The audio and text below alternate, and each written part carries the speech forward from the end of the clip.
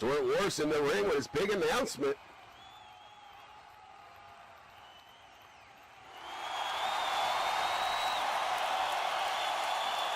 He's probably going to ban the word wanker, DK. That's what I'm thinking.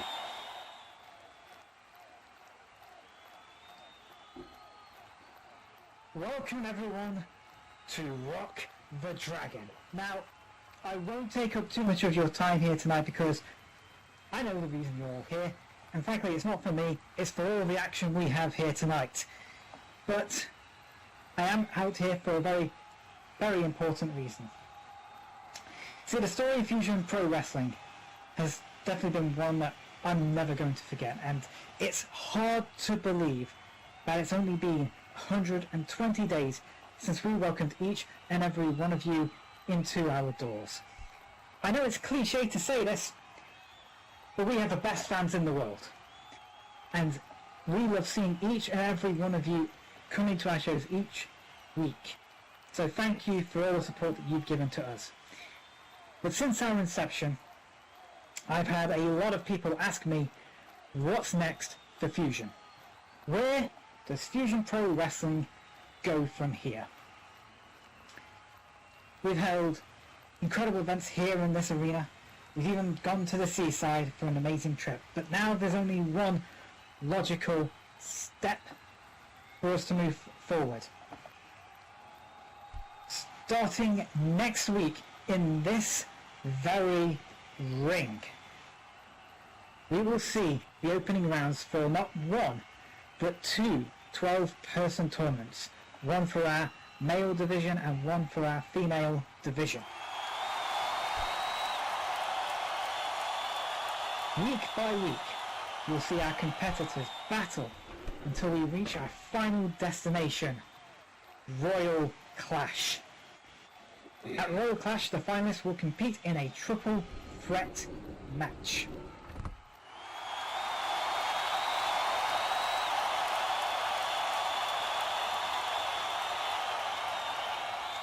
But what will it ultimately be for, you ask? Well, now this is the exciting part. See, over the past 6 months, I've travelled the world to find the most expert craftsmen of our trade,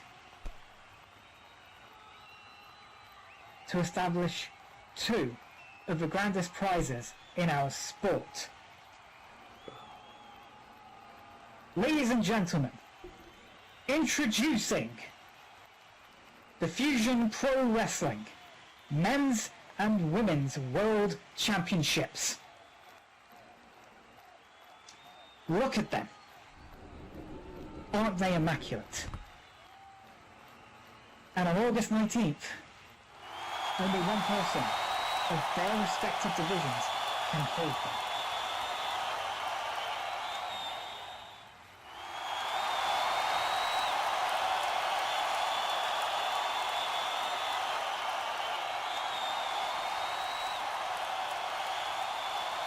Now you might say, that's great, but what the hell is on the other side of the ring? This is the final bit of news. See, we know that not everyone's going to make it to the final rounds of the tournament, but being eliminated from the tournament is not the end of the road. As at Royal Clash, we will see not one, but two over-the-top battle royal matches, and the winners of those will receive the following. Introducing the Fusion Pro Wrestling Men's and Women's European Championship titles.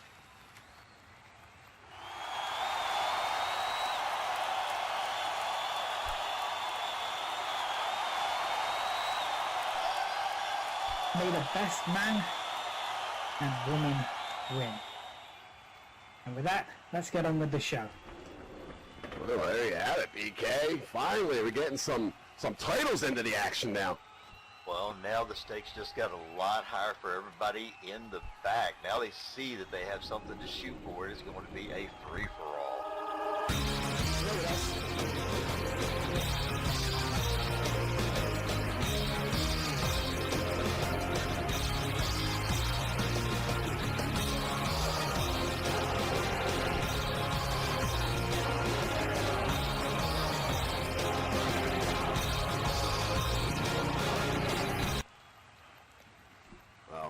forgot to add the commentary tag team titles where you and I are the champions, BK. Sure. Okay, we'll go with that. Ain't no fun. Well, I mean, to be somebody's tag team partner, you gotta be somebody you trust, somebody you know, somebody that you know can pull their weight. I can't pull my weight. What are you out of your? I'm the best at what I do. What do you mean I can't pull my weight? Well, then that explains why you're called a wanker. If you're the best at pulling your weight, then that explains why you're a wanker. So see, you do know what it means. Well, you know what, BK?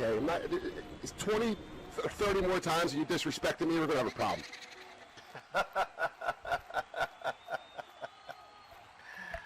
Idiot. All right, ladies and gentlemen, we are getting ready for our first match of the evening. And this is going to be a good one. This is something that you and I have been waiting for. Samantha, Foxy, and the Banshee finally one-on-one. We've been waiting for this for a while. Two of the best women in the business today facing off. They kick off Rock the Dragon. Absolutely, and if you notice, as Stewart was leaving, he had a couple of the stagehands to come in, and he's moved those titles on either side of the ramp here, so as the competitors are walking down tonight, they're going to get a good up-close look at what's going to be one of their futures. Well, I'll tell you what, these title matches, these tournament is going to be, I mean, no friends, all foes. Everyone has one goal in mind, BK, and that's to win that Fusion Wrestling title, the world title.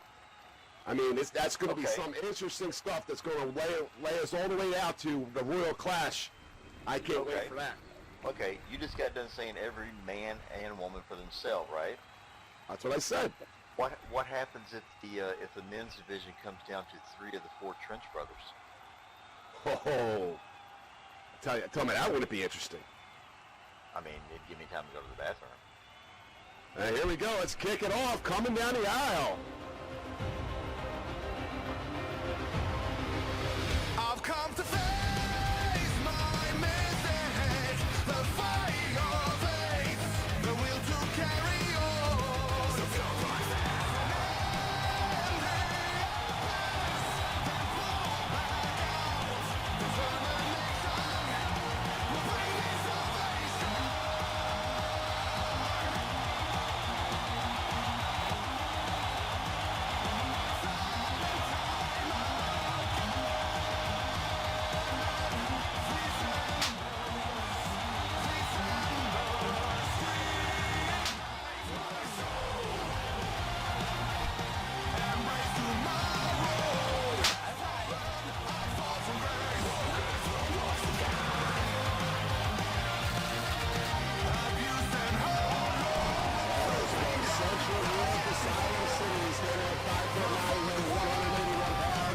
Samantha, Foxy.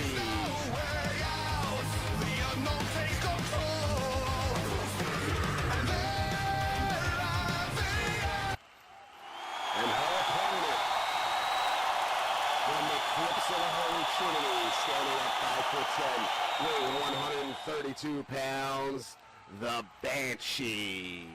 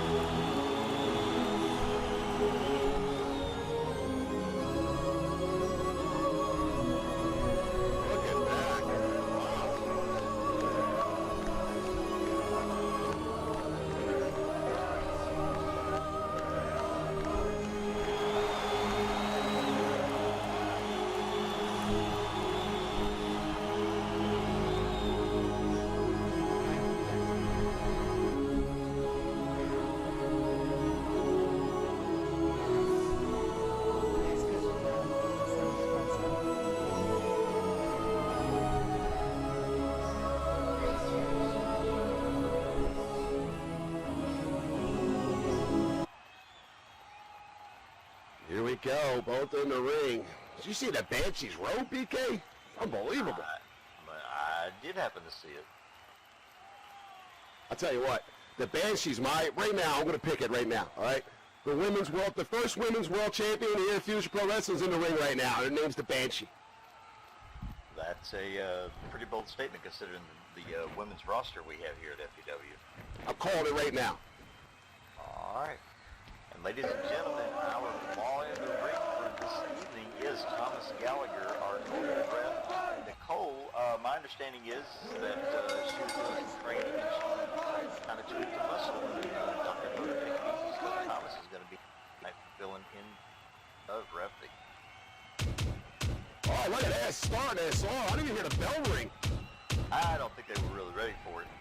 I don't think they really care. These two, Samantha's wanting to get her hands on Banshee for a while. All right. Fist to fist right in the ring to start the show. Wow. Banshee tried to counter and get hit with that headbutt by Samantha. Puts the Banshee down, picks her up, and headbutts her again. And a leg sweep there by the Banshee puts Samantha on her back.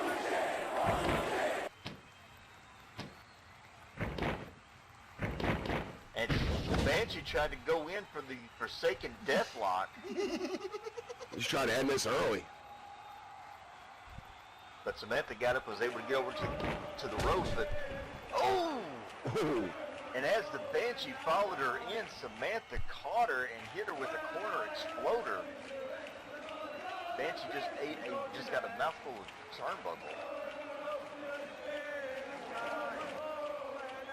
And Samantha Foxy at the upper hand right now in the corner. Uh-oh. Samantha's been wanting to do this for a while.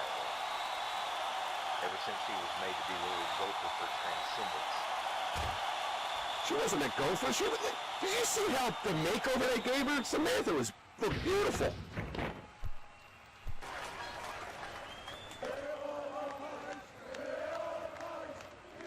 Now the Banshee's back and forth now.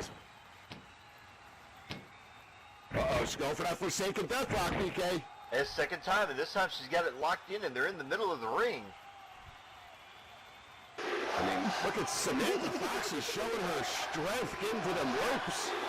Yeah, I mean, even for somebody as strong as Samantha is, that's still a task. To pull yourself plus the dead weight of your opponent all the way across the ring like that. Well, it doesn't look on like... top of him right now. Tell her to get out. She got to the count of 4. Well, it didn't look like Banshee was releasing that anytime soon. Well, she used that to the 4 count. She used the 5 count. And referee Thomas Gallagher saying he will DQ her. Well, there's no problem doing that. Samantha gets whipped hard into the corner. Banshee comes in and just starts stomping a butthole in her.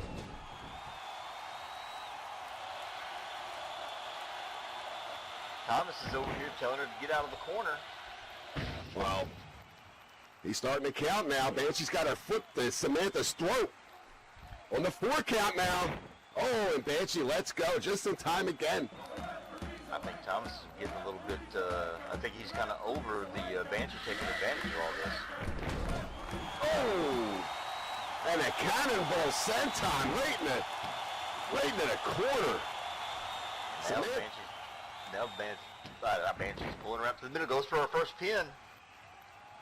1, 2. Oh, only a 2 count. I actually thought that was over. I mean, you're not giving Samantha Foxy enough credit there. I think it'll take a little bit more of a beating than they got the 3 count. I'm giving her all the credit in the world, but she just got done. She just took just a hell of a offensive flurry from the Banshee right there, and they were pretty much power moves. But Banshee is now ended up in a darkness lock. She got a little lackadaisical trying to keep Samantha down, and Samantha hit her with that darkness lock. Now Samantha's got her over the corner. Samantha broke it at 1, which I agree, but kind of disagree with that, considering what she just had to beat in, just what she endured from the Banshee. Well, you know, Samantha Foxy wants to go around. She's a Miss Goody Two-Shoes, follows by all the rules. Samantha's over in the corner corner, staying on her opponent right now. Going up for those corner 10 punches and closed fists.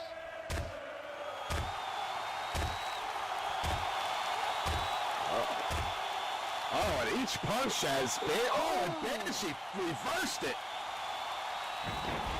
Banshee slipped down and tried to put her into a power bomb, and Samantha actually ended up putting her into a catch her and Ronnie into a pin. But the 2 count. Oh. What? I mean, that was a flurry of moves there. And Thomas is verifying it was only a 2, but it was a very close 2. It was very spinny.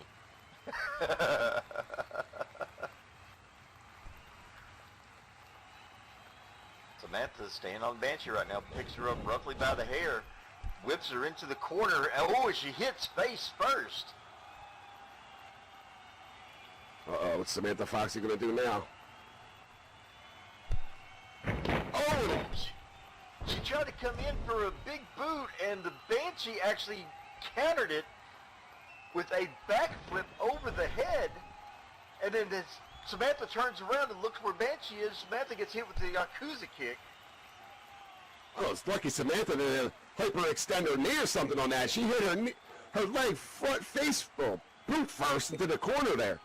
Absolutely, but the momentum that she was looking around, and now the Banshee's got her down. She's going for a neck kneel choke.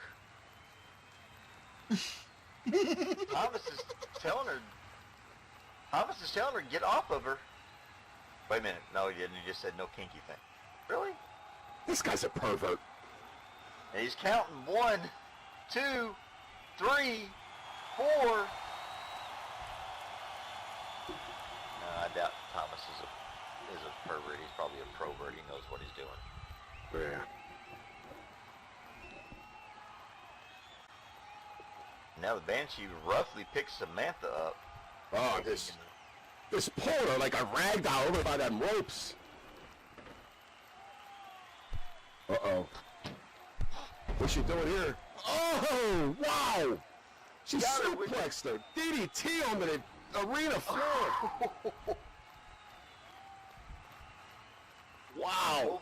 Both women are outside the ring right now, and all Thomas can do is count.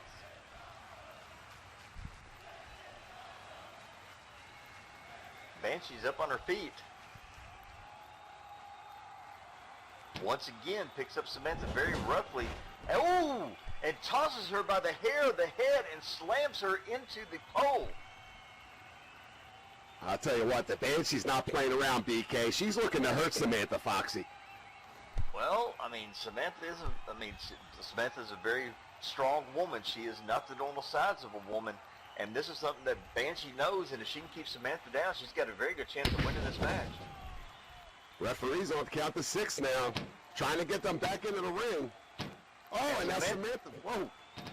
Samantha countered with the corner bicycle kick that caught the Banshee, hit her with the head smash into the apron, and then picked her up and snake-eyed her. Referee's on the 7. Looks like she's Irish whipped her right back into the ring. Get the action back in the ring now. I see Thomas rolling his eyes, telling both of them that they're hell annoying. Samantha goes in for a pin. 2. Oh, only a 2 count. Oh, and a hit her with a low blow. I didn't see anything. Samantha Foxy. Samantha, what's it to Thomas Gallagher? You know, he wants to stay on the rules. Samantha Foxy just hit her with a low blow. Nobody talking at you. I'm no woman, but I'm sure that hurts too. I didn't see it. BK, you know. See, look at this guy. This guy should be fined. He's not it. We need referee Nicole back. She would have never let that fly. I don't care if Samantha Foxy did it or not. And Samantha back on her feet, picking the Banshee up. Who's this, a taco tap? Samantha whips Banshee into the corner.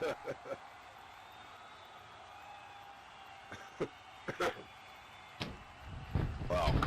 Samantha goes in and sets the Banshee up on the top rope. What should she be setting her up for? don't know, but the Banshee looks like she's fighting her off, though. And Or at Banshee's least trying to. Exactly.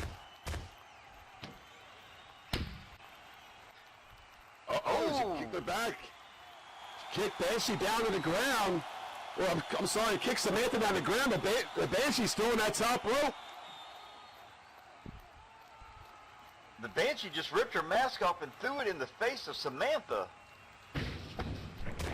Oh, and it's, wow, and it snapped. But wow, I'm a little lost for words with that. Did you see that, BK? Looks like Banshee was trying to come off with some kind of 360 power cannonball or something, and Samantha caught her and hit her with a snap power slam. Unbelievable. Here comes the pain. Samantha's stalking her opponent right now. Banshee has no idea where she's at. Turns around. Uh-oh. Oh, it hits her with the SKO out of nowhere. 1, 2, and oh! 2.9.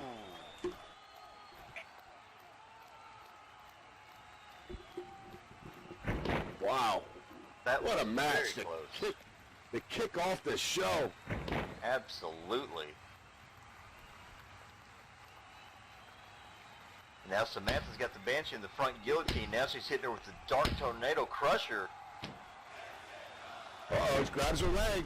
Oh, and it turns into a clothesline. That's one way to counter. And now the Banshee's going in for a neck wrench. And now she screams in Samantha's ear and deafens her. That is a deafening scream. Well, it certainly is.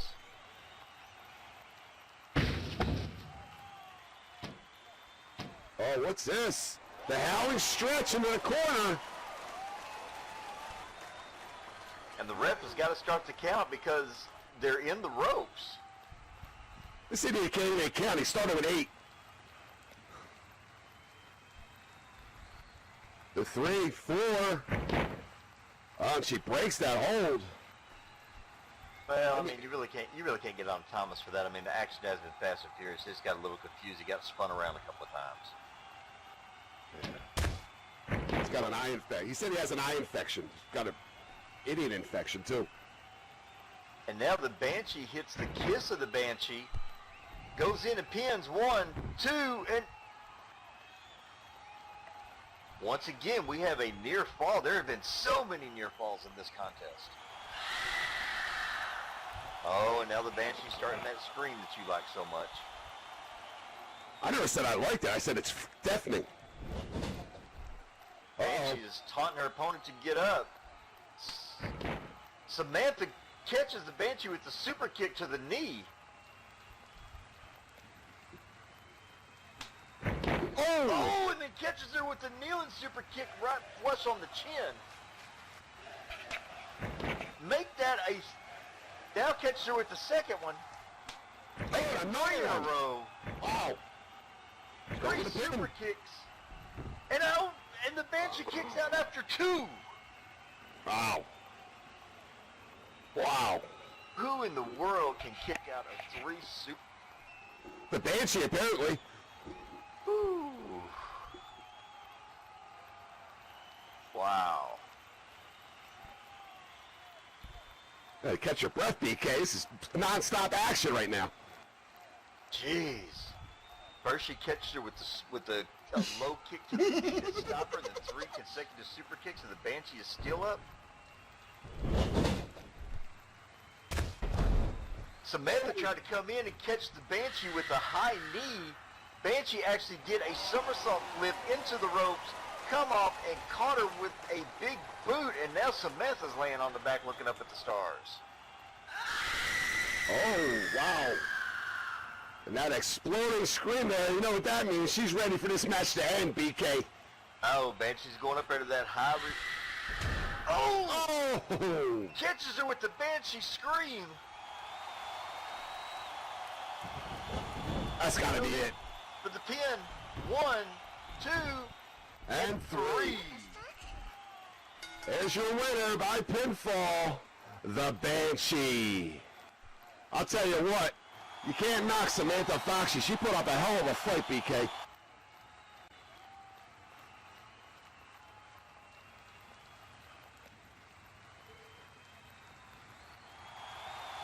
And referee Thomas checking on Samantha Foxy there. I mean, that Banshee scream, that's a devastating move.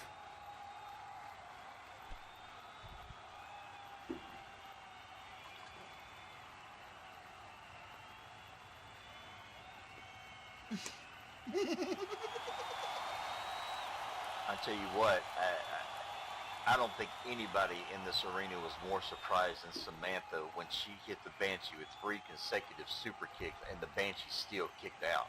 Absolutely.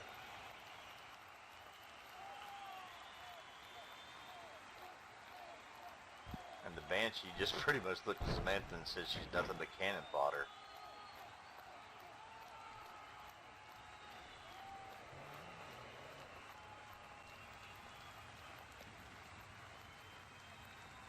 And what a match to kick off Rock the Dragon. I mean, that could have went either way, BK. I know Absolutely. Samantha's your girl, but ain't not many people are going to kick out of that Banshee scream, that's for sure. Well, I'm not arguing that point. I mean, you just saw Samantha, one of the strongest women in Second Life Wrestling, got hit with it, and there she was, match over. Let's get ready for our next match. It's a triple threat match that we've been waiting for. It's our fatal 4-way. Oh, that's right. I'm sorry. Fatal 4-way. I make mistakes every now and then, BK. Do you need to go? Do you need hooked on phonics to count? No, I can count. I got it. I make mistakes. I'm not. 3, 4. You know, 20, 30 more times, BK. That's what I said. You're gonna pay. 20 or 30 more times.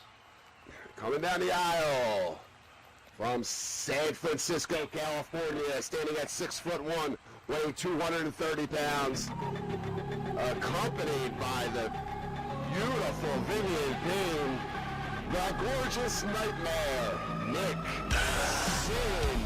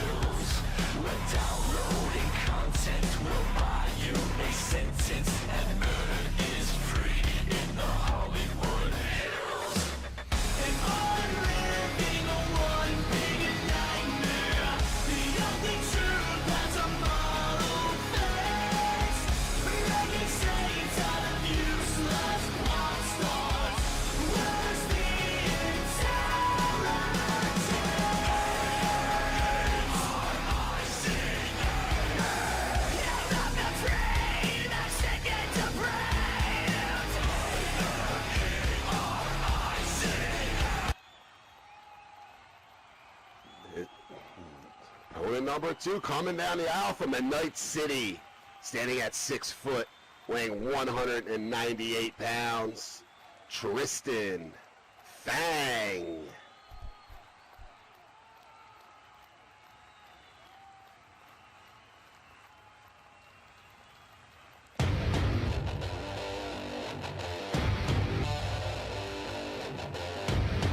Oh, they do it to me again, BK.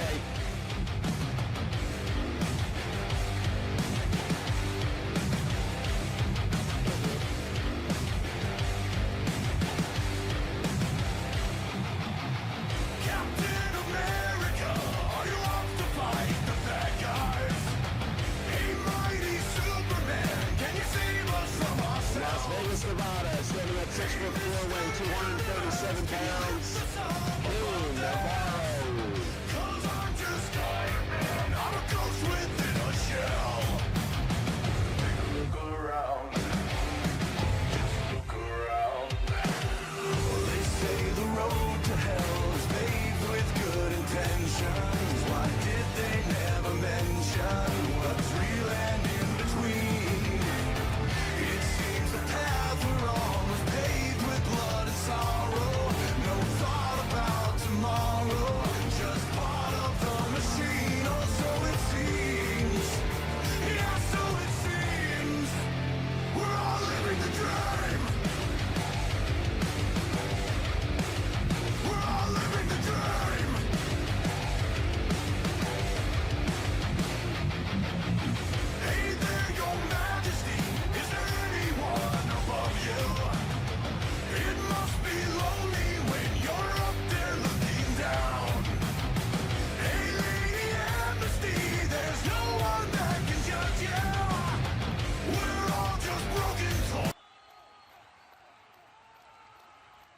down the aisle from Sydney, Australia, standing at 6'3", weighing 192 pounds, Josh Poffo.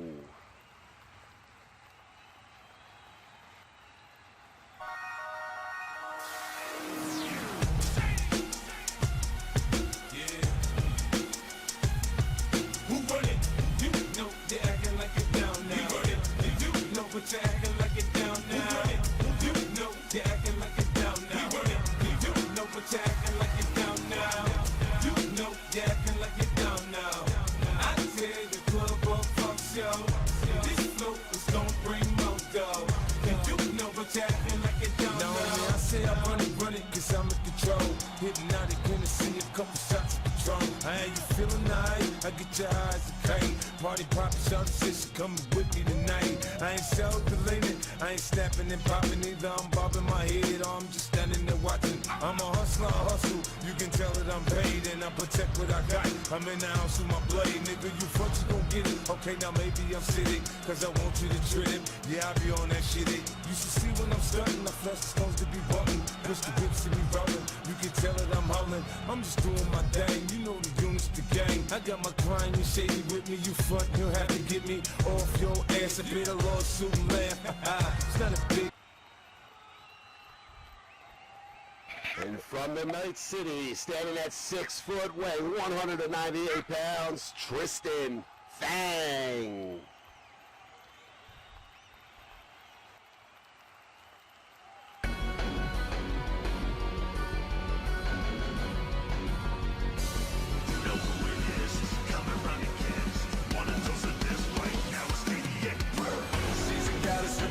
You'll be calling out her name. She can turn it up loud, loud, loud, loud. She can take it to the top. No, you won't get her to stop. She's a super pop and back out, out, out. When she starts talking like that, you know how to react. She's a picture from her face with the bile in her face. You can hear it in her growl, growl, growl, growl. So keep your eyes on me now. And I'm thinking like what you see. I'm on my highest level. Just wanna fight with me.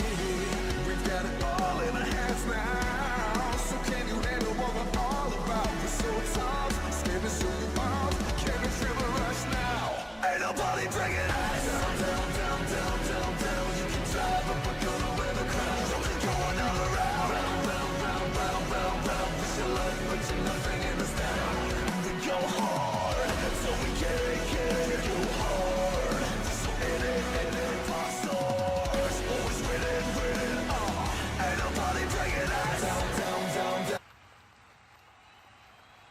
All right, ladies and gentlemen, this is our fatal four-way event of the evening. Now, I know if you all have been paying attention to what's been going on the past couple of weeks, this is going to be a knockdown, drag-out brawl. Well, I'm going to be paying attention to Vivian right in front of me. See what she's wearing, BK? Yeah, I do Idiot. happen to know what she's wearing, but I also got a job to do. Yeah, move over, Vivian. Come in front of me. What did you just say? Nothing. I said, let's get this match started. That's what I thought you said. So, yeah, who do you like, BK? Who's your pick here? Tristan. Tristan? That was quick. I'm going to go with the man, Josh. Josh Poffo is my man. I'm going to go with him. And here we go, ladies and gentlemen. We have gotten started. You got Kayne over in the corner, hits Poffo, who we asked to be his tag team partner a couple of weeks ago. Hit him with a drop kick. Nick and Tristan over here in the corner exchanging kicks and fists and everything else you can imagine. Kayne puts Poffo into the corner and follows him with a hard corner splash. Tristan tries to come in after putting Nick in the corner and tries to go for a high knee, and Nick throws out of the way. Wow, it's all hell's breaking loose, BK. We're going to have to take our times calling this match. And Kayne Navarro had a superplex on Josh Poffo. And now Kayne's gone up to that high risk, high reward area. Let Poffo get up. This might not be too smart. Oh, Poffo timed it perfectly. Kayne tried to come up with a flying lariat and got caught right in the mouth with the super kick. That's like deja vu for Kayne. I think that happened to him before, BK. I think it did as well, and Kayne is out right now, and Nick has got Tristan over here in the corner, hitting him with some big forearms. Ozzy, Ozzy, Ozzy! Oi, oi, oi! Poffo goes in uses the ropes and comes off and catches him with a huge clubbed forearm that just laid Kayne out. Oh, and look at that, the leg lariat there by Tristan Fang. And Poffo has got Kayne over in the corner right now. Tristan just hit Nick with a huge leg drop. Poffo is doing a foot choke on Kayne and puts him down, and he's butthole stomping it. I mean, I didn't think this action would start like this, BK. I thought these guys would take their time, you know, size each other up. But no, we went right from 0 to 60. Oh, and Nick just got brought out of the corner the hard way with a monkey flip from Tristan. Kayne is laid out in the corner, and it looks like Poffo's trying to drag him out. Tristan's going for our first pin. One. Only got a 1 count from a standing moonsault. And now Poffo goes in for a pin. 1. Only a 1 count. Ugh. Wow, 2 quick pin. Oh! Tristan come in just for good measure, even though Kayne got his shoulder up. Tristan come in and broke it up just basically for the hell of it. I think he just wanted to get a shot in on Poffo. Or Kayne, you want to get a shot in on Kayne. Him and Kayne have a little bit of history too. Tristan and Poffo are in each other's face right now. Tristan catches Poffo with a kick to the gut. Poffo recovers a little bit and comes back and hits Tristan with 2 square forearms right in the chin. You know what else this match has proven to me, BK? That Kayne and Tristan got no friends out here supporting them. Look at you got the big shot Benjamin Navarro out here supporting Poffo, along with Bazza. Bazza has a match later on, and he's still out here supporting his boy. Oh, did you see that? Tristan got thrown into the ropes by Poffo. Poffo tried to get him with the clothesline. Tristan rode through and caught Kayne, and both men went flying through between the middle and top rope. And Kayne and Tristan are on the outside right now with Poffo and Nick on the inside exchanging hard strikes. Oh, shut up, Bozo. Crusty clown wannabe.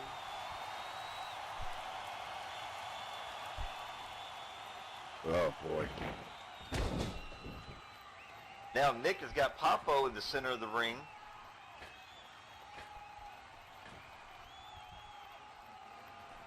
Oh, there's Nick sitting on that rope doing his little shimmy here. Oh, they moved, and Poffo moved. Come off with the wet and sticky elbow, and Poffo had it well scouted. You got Kayne down here that just hit Tristan with a neck breaker on the floor.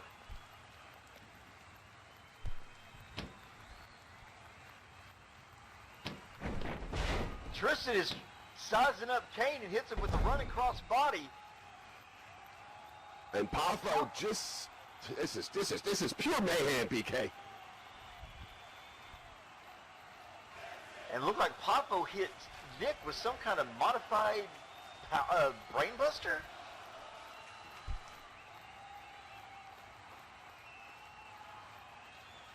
Now Poffo's got Nick pretty close to those ropes. Tristan's over here climbing to the top turnbuckle. Kayne is on the floor. Uh-oh. Kayne hasn't moved. Oh! And Nick hit Poffo with a roundhouse kick and threw him into the turnbuckle, and that threw Tristan off. And yeah, I think That hurts. Tristan just hit 4 octaves higher than he ever has in his life. Yeah, that hurts. Oh! And Tristan is in a world of hurt right now. That gave Kayne Navarro a little time to recover and get back in that ring. And Nick just hit Poffo with a DDT.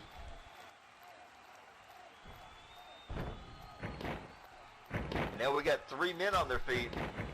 Oh! Kayne comes off and hits Tristan with the baseball slide, sending him to the floor while Josh countered Tristan's pickup with a back body drop. It's Kayne Navarro slid back outside the ring. And now he's Man left in the middle of the ring and Nick just caught a roundhouse kick to the chest and he is down.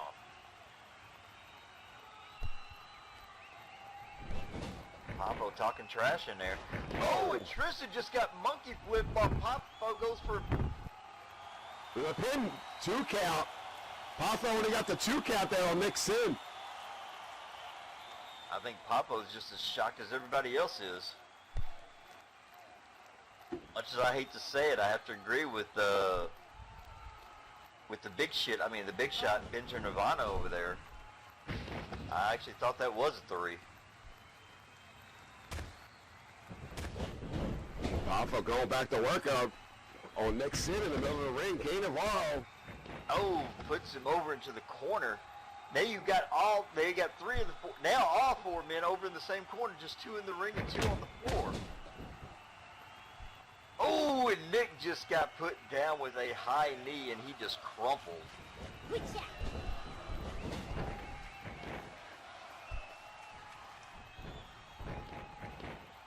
And now all 4 back in the ring. Oh, and then a cannonball there by Josh Poffo on the Nick Sin. And a standing moonsault. It goes in for the pin. 1, 2, and it's... Oh. Kayne Navarro, a beautiful standing moonsault. And now Nick's being set up on the top rope, being set up by Poffo. Oh, and Poffo comes up. Poffo tried to set Nick up, and Nick actually countered with the tornado DDT off of the top turnbuckle.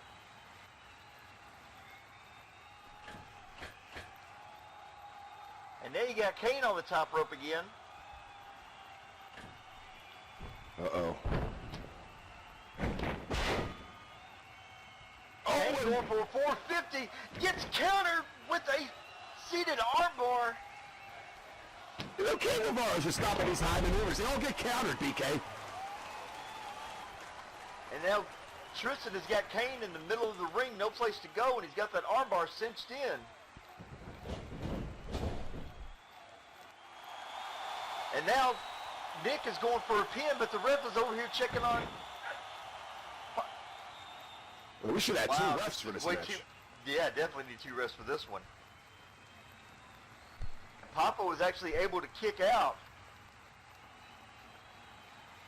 And when he did, Nick saw what was going on, and he came over and actually broke up Tristan's armbar. This is pure chaos. I never seen a match like this before ever here in Fusion Pro Wrestling. This is pure chaos, this match, BK. And Nick is yelling at the ref that he had it, but he turned his back on Poffo, and Poffo hit him with the... And Poffo hit him with a belly-to-back suplex pin modification, only got a 2 count out of it. And Kayne Navarro broke that up. You are a special kind of stupid. Right now, Kayne Navarro is the only one on his feet. Uh-oh, Kayne looks like he's getting set up for the Starship Pain.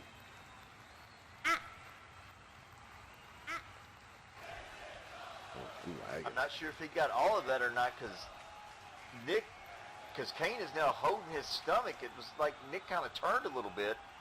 May have protected himself from catching the full force of that, and Kayne may have hurt himself. Now Kayne's back to his feet. Now he's going over and picking up Nick. Josh Poffo in the ring. Looks like he's nursing an injury there, too. He hasn't got up. What in the world is Kayne gonna do with Nick? Puts him into the corner. Backs up.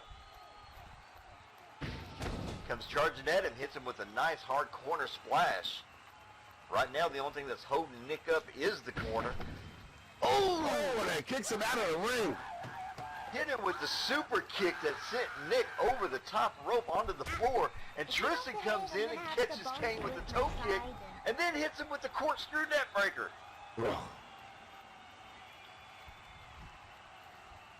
And now Tristan is the only one on his feet.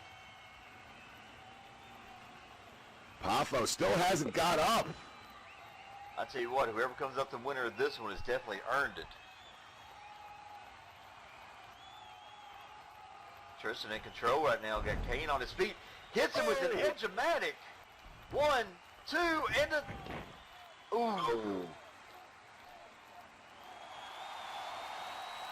Only a 2 count there. I'll tell you what, Thomas Gallagher, the referee, is earning his money right now. And Poffo is still down over there. He may be more hurt than what we're thinking. Hey, he hasn't moved in quite a bit, BK. He looks like he's holding his midsection there. And his abdomen. Tristan's over. Oh, a body kick, toe kick, into a spinning head kick, and then bounces off the rope, hits him with the missile drop kick, and goes into a pin. 1. And Kayne breaks it up at the 2 count. Poffo's out of the ring. Well, we see Nick Sin on the other side of the ring now. They're giving a pain over there, checking on him, making sure he's okay. And right now we got Kayne and Tristan as the only 2. Oh, and Kayne sets him up and hits him with the checkmate.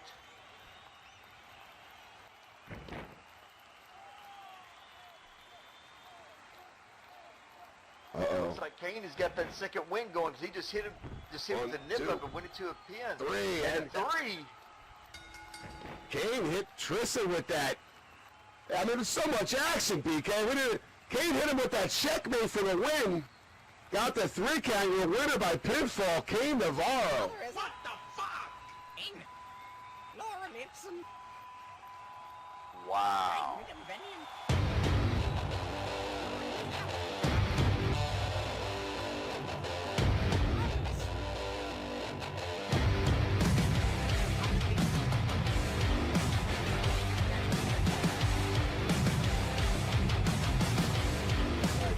Pulling off a big upset right here. Well, I mean, Captain America, are you on the fight? yes, it is an upset. Mighty Superman, can you save us from ourselves? And, you know, everybody puts those moments, you know, no likes, no dislikes, moment. And SLU have your SPV moment. This is a SPV moment. This Rock the Dragon moment, BK. They say the road to hell is paved with good. I can't imagine how much bigger King of Ours is going to be into this one, BK. Real and in between. Well, I mean, consider the size of it now. It's a path we're on. No, I don't call it Mighty Mountain. Blood and sorrow. No thought about tomorrow. Just part of the machine, or so it seems. Wow. Lots of stuff in that one started, and there was non-shots. We had time to get the breath and action. From the time it started, so it was very Living the dream.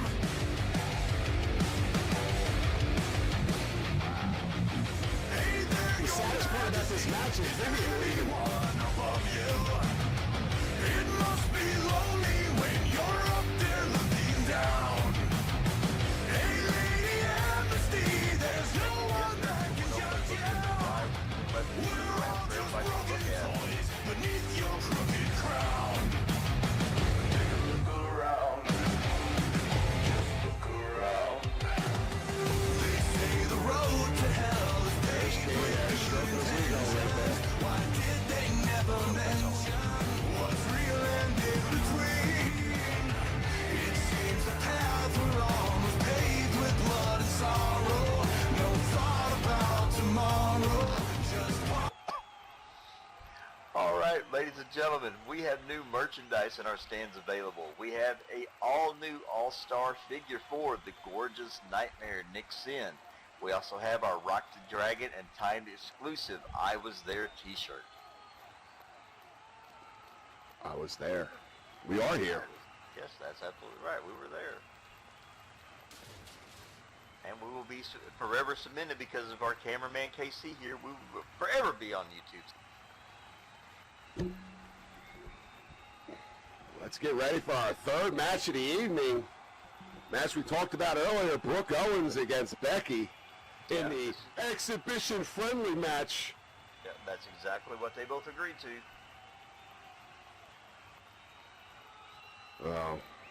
Let's get this on. Yeah, you know what else? You didn't mention that, my t-shirt over there, BK. My t-shirt's for sale too. You didn't mention that. Well, that's because we only advertise that at the end of the night, and everybody's complaining that they've ran out of toilet paper in the restrooms. Wow, it's top selling shirt, BK. Top selling shirt only because you bought them all. I didn't buy them. I bought some. I didn't buy all of them. I just don't know what to do with you, man. I just can't with you sometimes. I really can't. Let's see, Jock. Never mind. We're getting ready to get underway. We'll discuss it later, Jock. It's coming down the aisle from Colchester, England, standing at 6'11", weighing 110 pounds. Becky.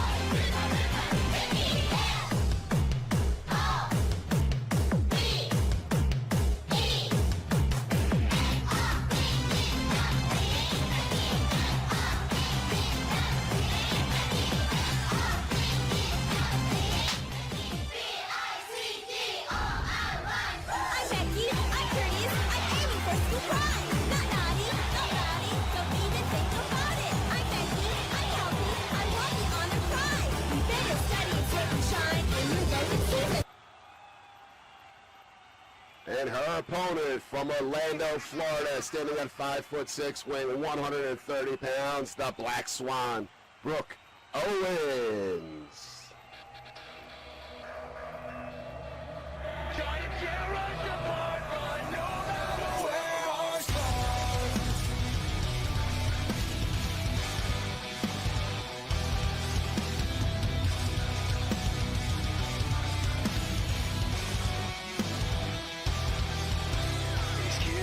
Excuses are all that I hear.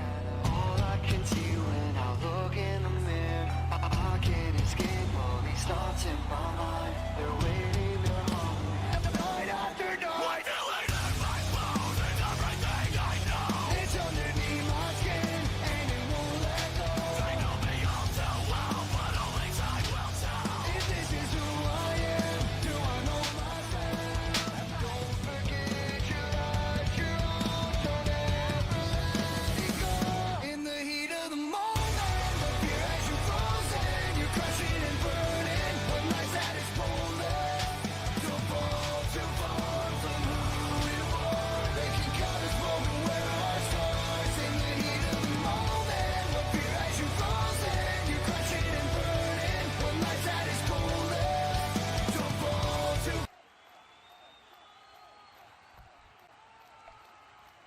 Well, this is going to be a very interesting matchup because even though they have both agreed that it's going to be a friendly exhibition, I am still very, very nervous because we know Becky has taken some very, very hard falls over the past few months. She got thrown off the top of a cage. She took a fall to the outside. I am worried about her health. I really, really am. And I think she really needs to take some time off and recovering before jumping back into the ring again. Oh, well, she's a punching bag. Everybody wants to get a punching on her. Now it's Brooke Owens' turn.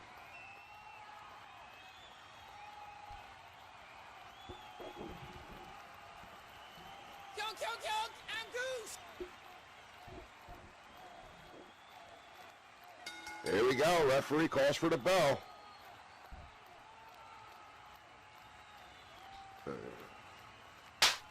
High five! Middle of the ring.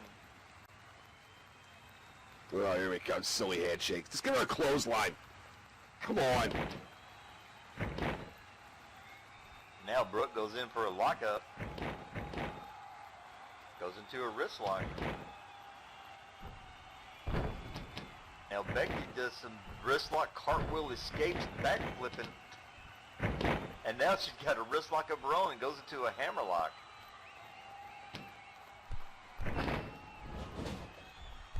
Brooke brings Becky out. with a snap mare, and Becky actually rode through and hit the ropes and used momentum and come back and got caught with an explosive drop kick to the head. High five. Ain't nothing wrong with good exhibition. This is good action. We got high five after every move here. Come on.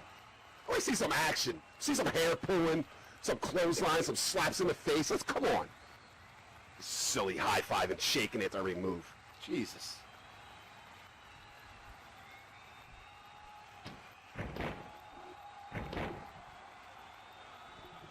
This is why I don't like exhibitions, BK.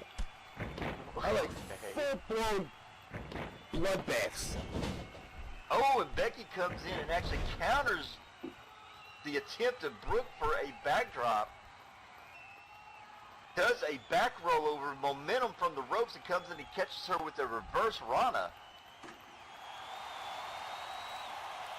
Surprised Becky's not helping her up. Well, I mean, High five. God. Come on. Fight each other. See, they're like they're having tea or something.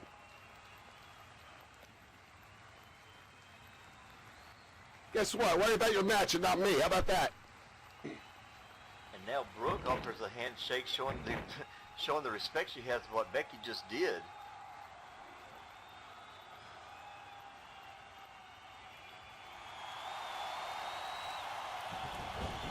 Now they're back into a lockup. Becky gets thrown into the ropes. Oh, she gets caught with a single knee face buster. Very well executed by Brooke. The Brooke should be capitalizing on this right now. You got it. The face buster should be going there capitalizing on it. There we Now go. she's picking Becky up from behind and hits her with her own reverse Rana. Basically just mirrored what Becky just did. Yeah, see, she's capitalizing, BK. There's no high fives and handshakes. Let's get on this match. Give her a beating. Brooke just said, I can do that too. Becky back up. Throws her hard into the corner. Brooke backing up and comes charging. Comes in and catches Becky with the running high knee. And Becky's seeing stars right now. She staggers out of the corner. She's got her back to Brooke. Brooke up to the top rope, comes up with the flying bulldog. Now, this is what I like to see right now. That'll definitely rearrange your nose for you. And now Brooke goes for the pin. 1, 2, and just a 2 count. Now, Brooke Owens is not wasting no more time now, BK. Now it's all business. She wants to win this match now. They had the little friendly handshakes and high fives now. Now let's get to business. Well, I mean, there's always business going in there. Oh, Becky comes up, and Becky has still got some fight left in her. Catch her with some faint roundhouse kicks. Brooke ended up draped across the bottom rope.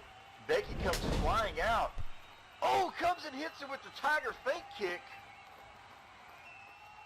And that hit Brooke Owens square in the face. Well, Becky's standing outside the ring. What's she going to do here? Waiting for Brooke to get up. Becky It's a nice forearm. hits her with that Styles forearm. Pinfall, 1, 2.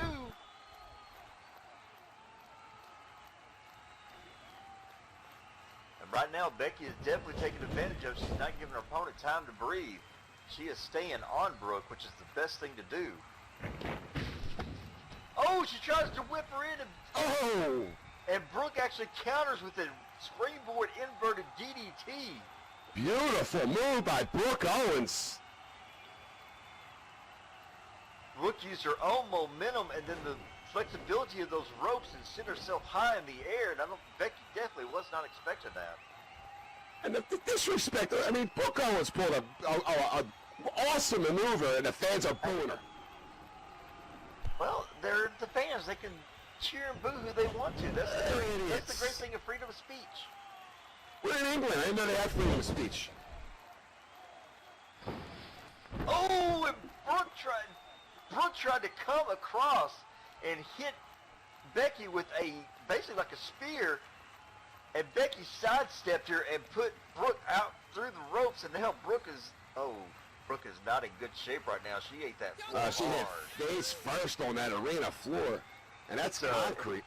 It's like one of my favorite shows, Ridiculousness. She did a scorpion. And Becky comes out and hits a cartwheel Tokan Hilo. That Brooke Owens turned into a Liger bomb. Jeez. And now Thomas, our referee, has started counting.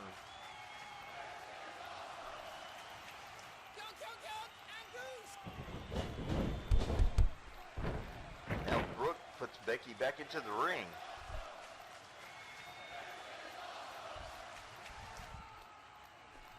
And now these two are giving the crowd their money's worth. I mean, they're fighting now. Got Brooke Owens going for the pin.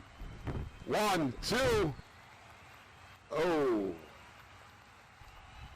And I'm not going to lie, Brooke looks a little bit irritated by that, but consider what just happened outside the ring. I can't say I really blame her. Brooke's trying to catch her breath, and at the same time giving Becky a chance, and Becky's now trying to get to her feet. Well, Brooke did hit hard on that arena floor. She's still trying to get her bearings with her. And Brooke tried to hit Becky with a clothesline, and Becky rolled through and hopped over the top rope. Brooke come in, and now she's hitting her with the beehive. That's her new finisher. To the Swan Lake Destroyer for the pinfall for Brooke Owens. The referee's down. 1, 2, 3. Brooke Owens, your winner by pinfall with a beautiful reversal. Becky tried to bring in a new finisher and hit her with what she called the beehive. And Brooke Owens turned that into the Swan Lake Destroyer for the win. Beautiful move to pick up that win. And the unlucky streak for Becky continues.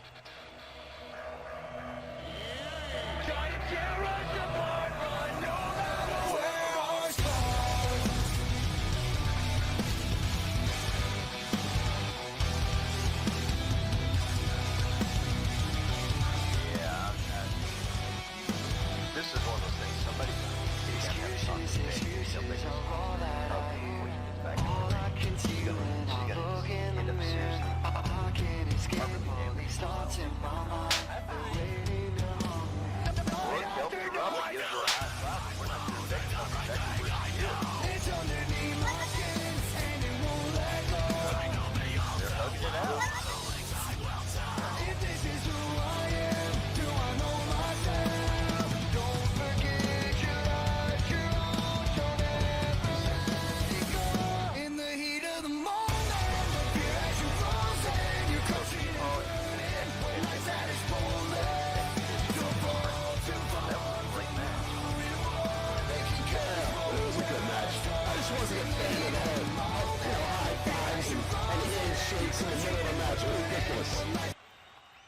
But I'll give him credit. That was a good match, good athletic match, and Brooke Owens deserved that win.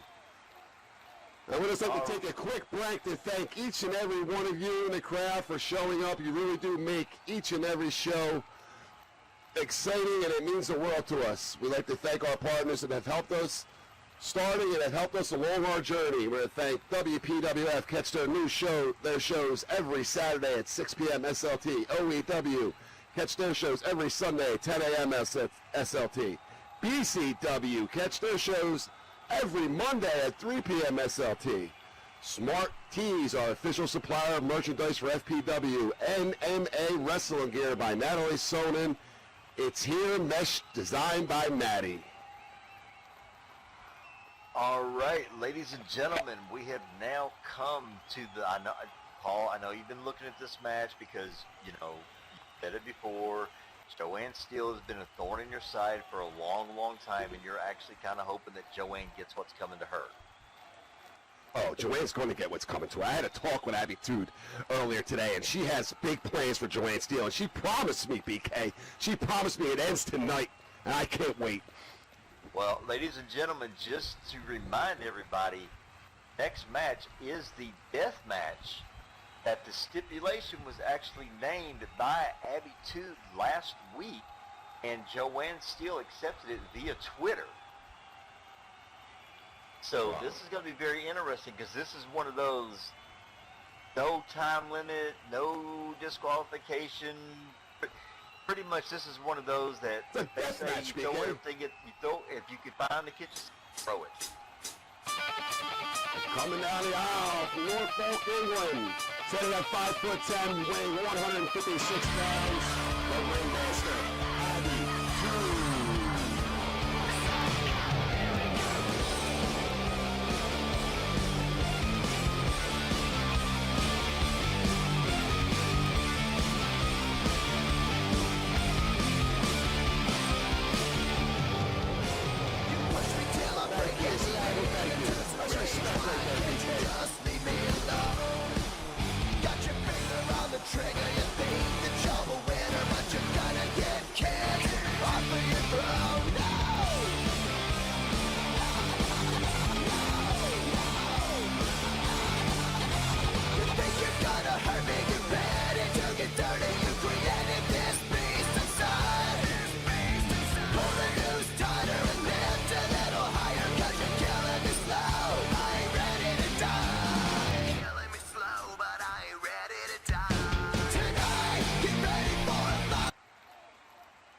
And her opponent, hailing from Queens, New York, standing at 5'9", weighing 166 pounds, Joanne Steele.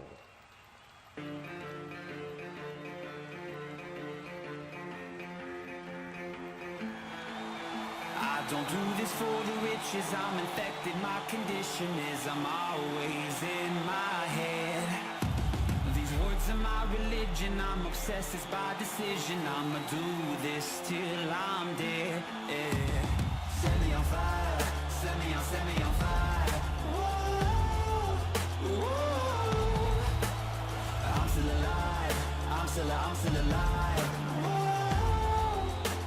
But you didn't think that I'd come back to life. Joanne Steele's got a shopping cart with her.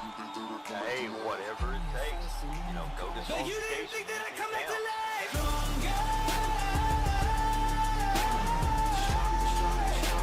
But you didn't think that I'd come back to life. Stronger. But you didn't think that I'd come back to life. I do this with conviction, I write truths and never fiction. My disease is what you fed. I can't stop but my ambition like a missile on a mission. I'm a force that you will dread. Set me on fire, set me on fire. Whoa, whoa. Well, ladies and gentlemen, while the referee is getting everything in order here, just a quick reminder that Abbie beat Joanne and Chase the Sun in a submission match when Joanne passed out due to the loss of blood and the beating inflicted on her by Abbie. But Joanne did not give up. Well, Since Chase the Sun, Joanne has been trying to get Abbie to agree to a rematch, attacking, fighting her into finally accepting. And then, like I mentioned before, the stipulation was set by Abbie last week, and Joanne accepted it via Twitter. I'll tell you what, that was the best look I've ever seen Joanne Steele in. Beaten and bloodied.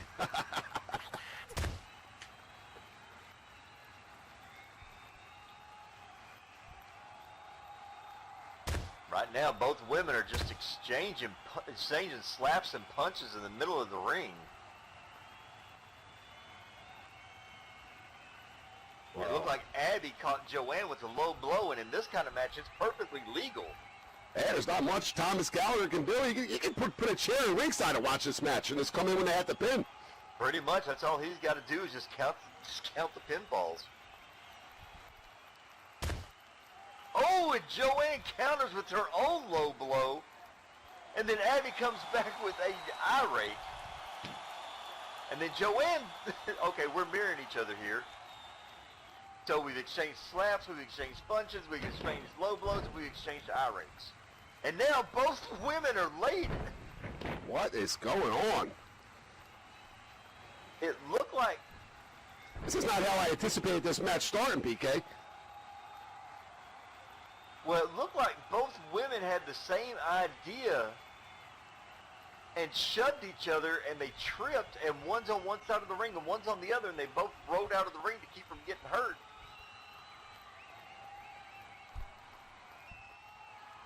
And both are on the opposite sides of the ring. Looks like they're getting weapons. Looks like Joanne still has a board or something. She's got a table. A table? Yeah, well, I can't see. I'm only over here, BK. She's only over there. Oh, she's got 2 tables. Oh, she's stacking them. Stack. Oh, I guess this would be the version of a trailer park match where you got the double decker, you're rich.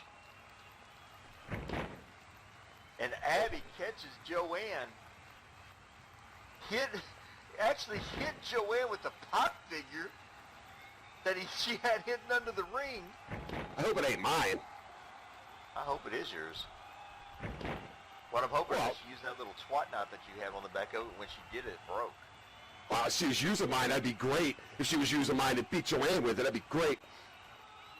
And Abbie is over here just fist drop after fist drop on Joanne on this hard, unforgiving floor.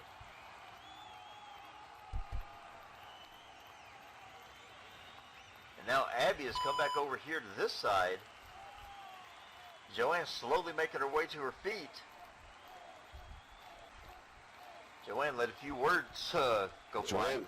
Joanne's going back to her shopping cart and her cart of tricks there. Wait a minute, what's Abbie setting up over here? Abbie's setting up a table with barbed wire. Oh. She has pulled out the barbed wire, ladies and gentlemen. Oh my God. It's about to go down, BK. Oh, hell no. No. I don't care who you are. And Abbie slides in the ring and then slides over comes over where Joanne is, and Joanne's got a stop sign in her hand.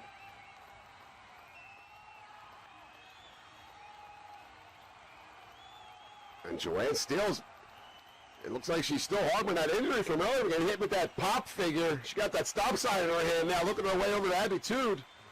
Well, don't forget, Abbie was dropping those fists on her, but Joanne was trying to roll out of the way, and she's on that hard floor. And don't forget, her legs are not 100% healed from that brutal match they had at Chase the Sun.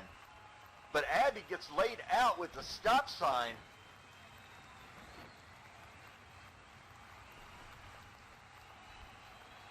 And Joanne has Abbie down, still near her cart there. I don't know what she's going to pick up next. I mean, this is a death match. Joanne's favoring that right leg of hers. Maybe when she went rolling out of the ring earlier, she might have landed on it strange. But Joanne has gotten under the ring into her shopping cart and pulled out a steel chair. She is just, she just hit Abbie right between the freakish eyes. I can't tell from here, but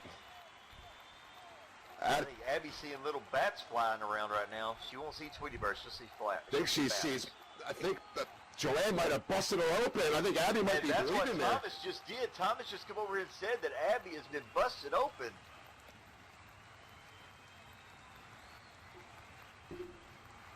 And Joanne Steele, that Abbie Tude has been a thorn in Joanne Steele's side. Well, you can attest to that apparently, right? I'm just hoping. Abbie promised me that tonight was going to be the end of Joanne Steele, BK. It was going to be the end. I don't have to worry about it ever again. She was going to be done from Fusion. She was rest in peace, Joanne Steele. That's what I'm hoping for. But Joanne just threw Abbie back into the ring. Abbie is starting to bleed even more profusely from that gash from, I don't know if it was the chair shot or the stop sign shot. And now Joanne's getting pumped up. Of course, she's got all these idiot fans here, all these moron UK fans here behind her.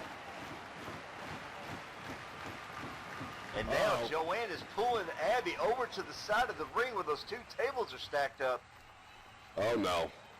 She's pulling her through the ropes. And now they are on top of the stack. What's Joanne going to do here? Oh, super kick. Uh-oh. Super kick that laid no. Abbie completely out. Joanne looks like she's going to go to the top rope, BK. Maybe not. Abbie's back. All right, there she goes. Oh, oh my God, BK. Abbie 2 suplex. Joanne Steele on the 2 tables. And I think Joanne may have actually caught some shards of wood, or maybe even some of the metal supporting. It looks like Joanne's busted open. Wow. I mean, Joanne Steele was ready to do something. Abbie 2 got up quick and did a suplex onto the double tables. I mean, that's a holy shit moment, BK. I'm not a big cursor, but that's a holy shit moment. I totally agree.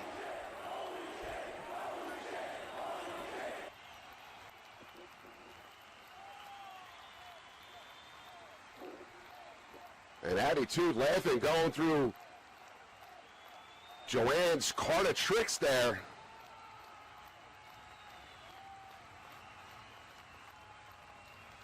Oh, looks like she has a kendo stick, it looks like, or can't really make it out. Oh! And just hit Joanne Steele hard, knocking her back down again.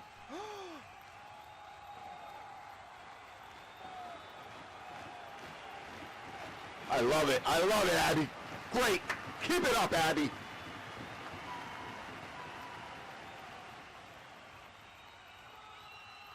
Abbie picked Joanne back up.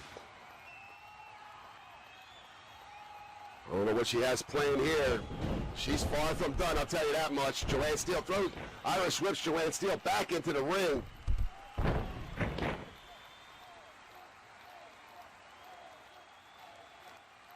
And Joanne Steele hasn't moved since that, going through both of them tables.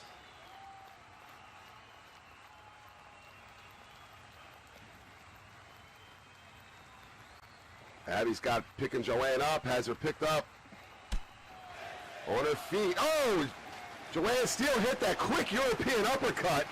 Knocked Abbie 2 back down on her back.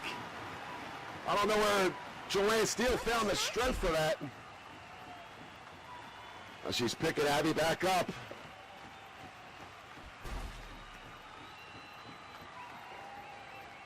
Looks like she's moving her to, don't move her towards that barbed wire table, Joanne. You learned your lesson from the last one.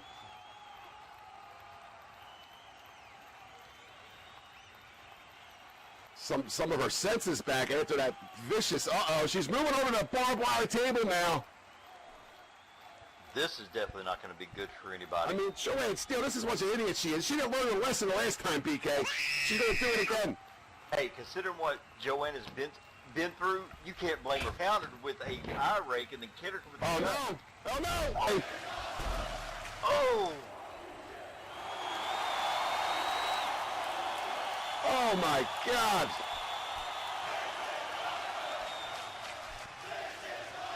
And somehow or another, Abbie is, well, I was going to say she got up, but she dropped immediately back down to her knees. And now she, there she is. There comes the showboat. I'll tell you what, you said Joanne Steele took a beat in the last free preview at, Chase the Sun. She's taking a worse beating tonight, BK. I'm not arguing that. And I'm loving every minute of it. I'm loving every single minute of it. Now Abbie picks Joanne up.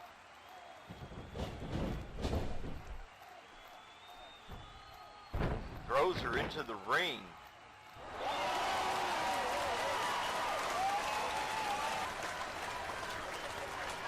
And Joanne Steele, I mean, she's going to need medical attention. She hasn't moved. Her head hit straight on that barbed wire. She's busted open. Unbelievable. Unbelievable.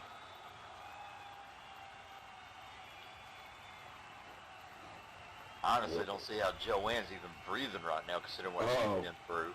And Abbie's got another barbed wire table. She pulled it out from under the ring. And it looks like she kind of tossed it over, and two of the legs actually came out unintentionally, and is sitting up by itself on a slant. Abbie made this promise to me, BK. She's going to finish Joanne, and she's headed that way. She wants to end Joanne Steele for good.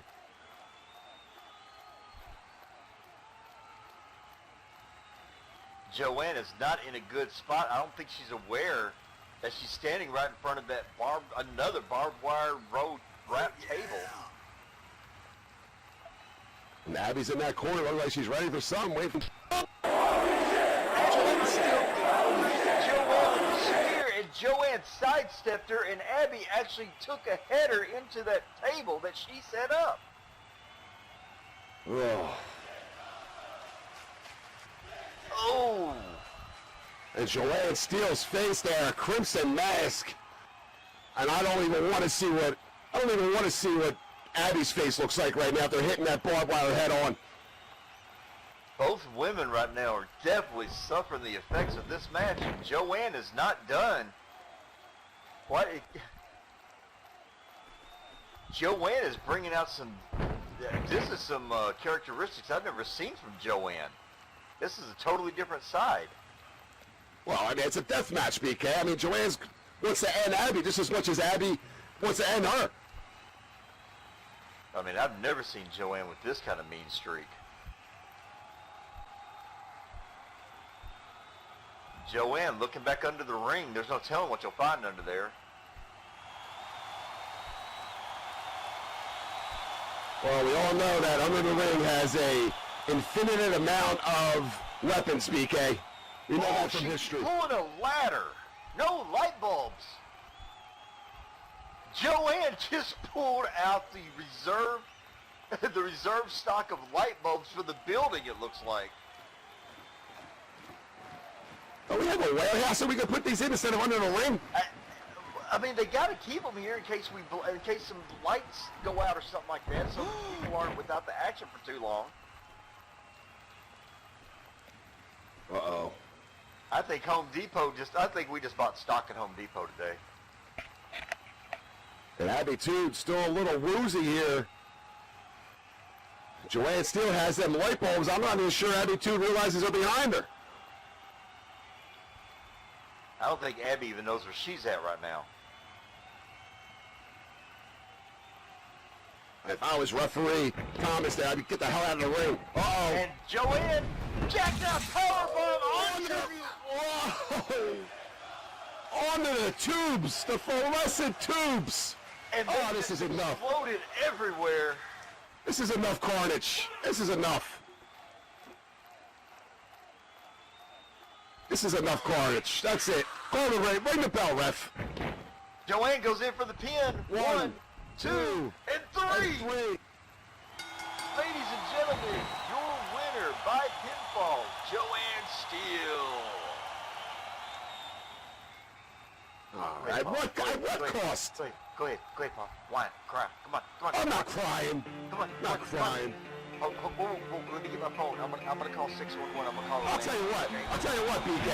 Joanne Steele left a little piece of her in that ring right night. She's never going to be seen again after a match like that. Yes, hello, Grubhub.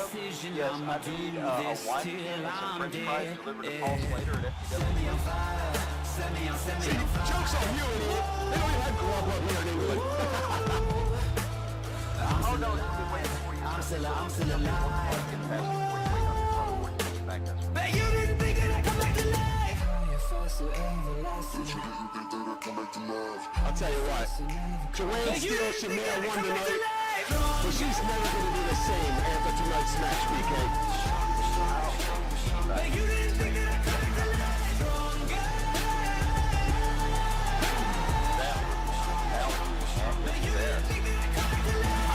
I know we have some bloodthirsty fans here, and I know they got their feel for that one, but I know they want more. I can't stop but my ambition like a missile on a mission. I'm a force that you will dread. Well, our next match is the one you've been waiting for, because you're going to get ready to go all fangirl on us. You can tell what the next match is because all the idiots got their little stupid Brian fingers up. That's how you know, BK. Look at them over there. Well, see, the thing about it is they may have the Brian Bennet fingers up, but they're holding up the wrong finger when they're...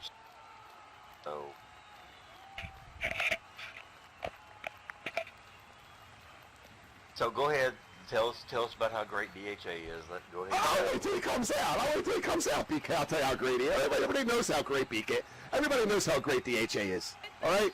Everybody knows DHA is my idol. And here he comes now. From Boise, Idaho, standing at 6'1", weighing 250 pounds, the elder statesman, David Hawk actor.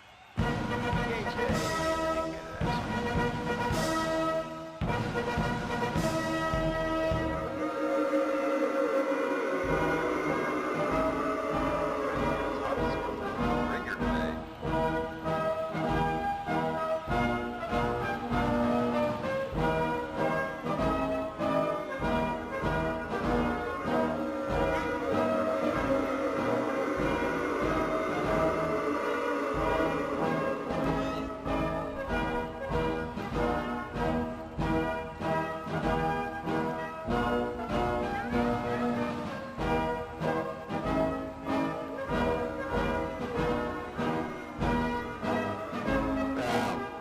DHA stopping over at the Brian Bennet, the third corner over there.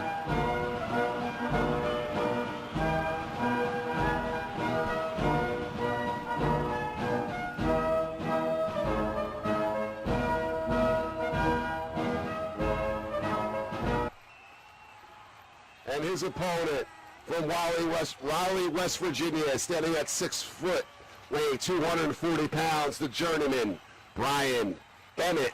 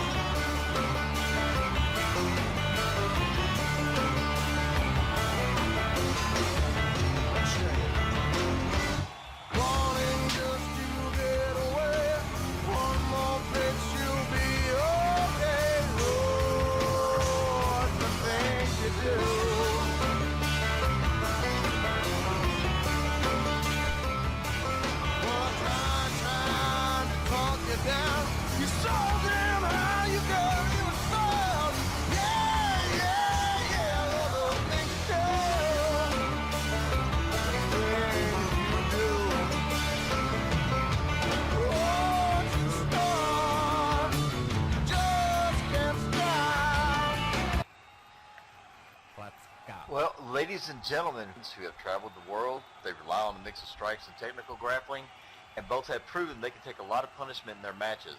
Watch this match. What this match really might come down to is youth versus experience. Bennet is younger, he's faster, and probably stronger, but DHA brings the experience to the table and will probably be looking to deliver big shots and try to put Bennet down as quick as possible. And DHA tells Bennet to come over and shake his hand, and I think Bennet shook his hand in his own way.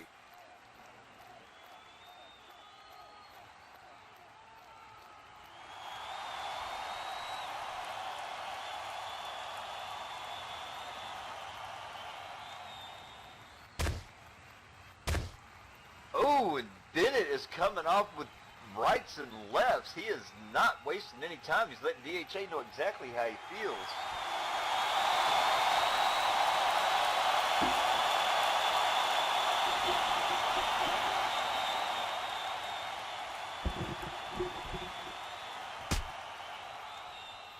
And DHA just got laid out. He got laid out. He's laid out. He'll be fine, BK. Well, either got laid out or he's taking a nap.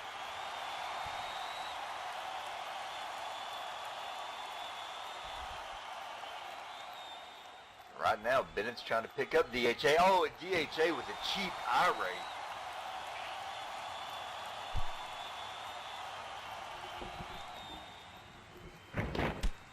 And DHA comes in and... There you go. He is an DHA. icon. He's saying he's an icon, and he absolutely is an icon. And he's showing Brian Bennett what an idiot he actually is for not listening to DHA. Actually, what I was going to say is David doing what he does best. He's on top of Brian just pounding. Which we know you're jealous of that. DHA sends Bennet into the corner.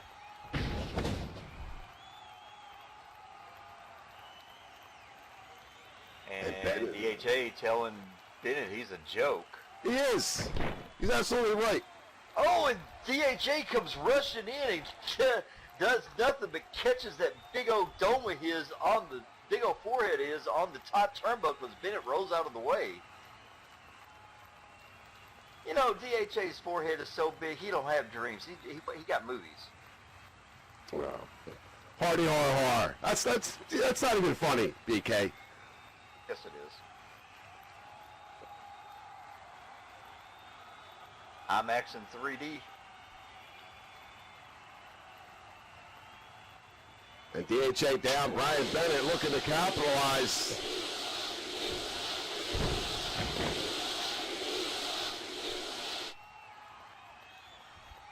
And these Bennett buffoons won't keep their stupid mouth shut. Bennet rolls out to the outside of the ring. Catching your breath is one thing, but I don't know exactly what he's doing out there. To my knowledge, this is a normal match. There is disqualifications and countouts.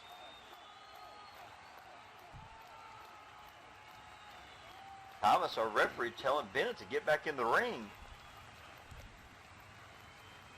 I'm not sure what Brian's doing out there.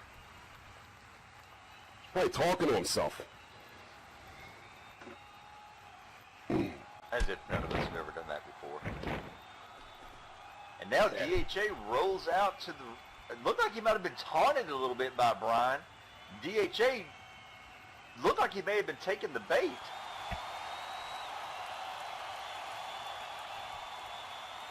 DHA's out on his feet just a little bit from where his... dude's got a forehead so big you can see it from space. You better stop picking on DHA's his forehead, all right? The guy, you wish you had the brain inside that head. No, because I actually like to have good and complete thoughts on DHA actually ducked under a punch from Brian, and he's got him in a rear waist lock.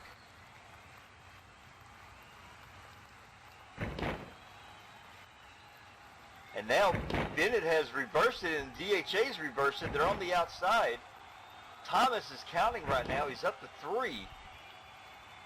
First after reverse between these two. Oh! Oh, and DHA hits with a beautiful German suplex. DHA just dropped Brian on the back of his head on that unforgiving floor. DHA shouldn't even call it a German suplex. She should even Patriot suplex. Why should we give Germans any credit? Because they're the ones that invented it.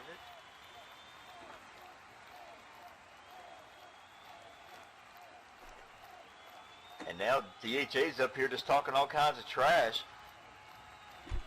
Basically telling Brian to stay out of the ring. Brian's getting up even though Thomas is up to 6. Brian's gotten up onto the ring apron, but he's still not in. There he goes. Now he's in.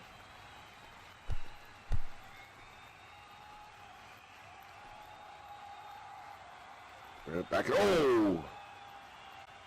And DHA knocked Bennet to the ground, going for the pin. 1, 2, and oh! Very close. Very close. See, these idiots, man. These redneck idiots. I'm a redneck. You're not in that little corner over there with that little stupid little thumbs up in your hand like these idiots. That's alright. Make fun of the rednecks all you want to. We'll see you call whenever your car breaks down out in the middle of nowhere. I'll call a mechanic. And AAA. right now, DHA is arguing with the ref, and it's given time for Bennet to get up. This is a huge mistake on DHA's part, because as he turns around, Bennet hits him with a clothesline. DHA gets up, but I don't know if he's exactly sure where he's at right now.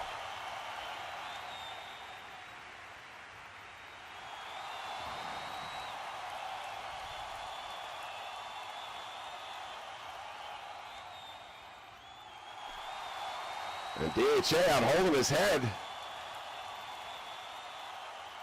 Brian Bennet on top of looking to pick DHA up now. Irish whip into the corner.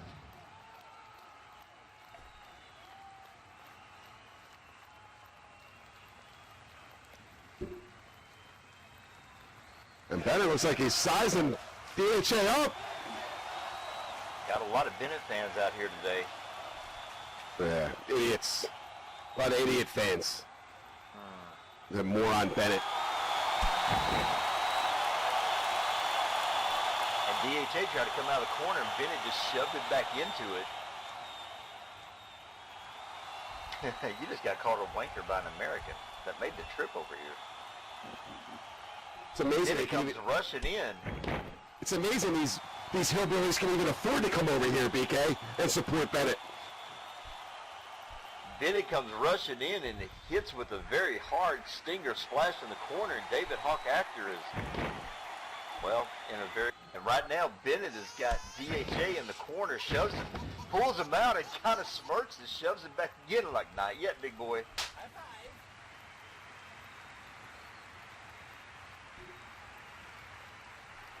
And now Bennet comes rushing in, and DHA counters. It's about time. I was getting worried there for a minute.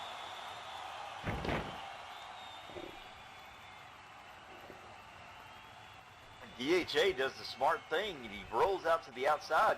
He's got to the count of 10 to get back in, trying to catch his breath and shake the cobwebs. Oh, DHA's out here saying, forget this. And forget Brian Bennet. I don't blame him for this. I don't blame you, DHA. Don't even waste your time with this moron in the ring.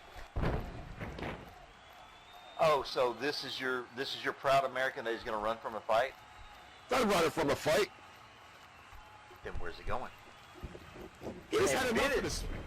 And Bennet comes out and catches DHA from behind.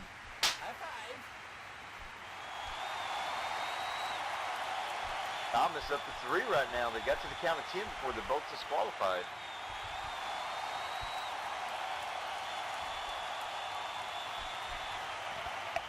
Refs up to 4. And Irish whip back in the ring. Bennett's back in the ring. DHA's down.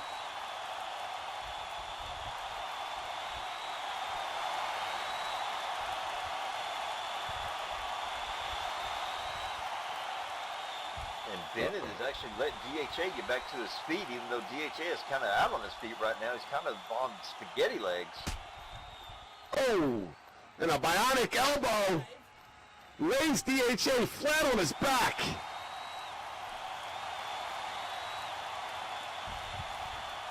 Now DHA is trying to get back to his feet to maintain that vertical base.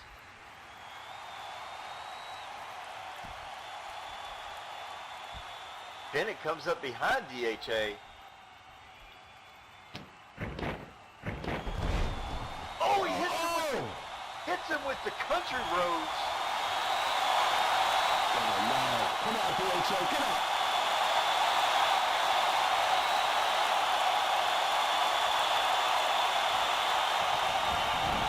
Goes in for the pin. 1, 2, and 3. Ladies and gentlemen, your winner by pinfall, the journeyman, Brian Bennet.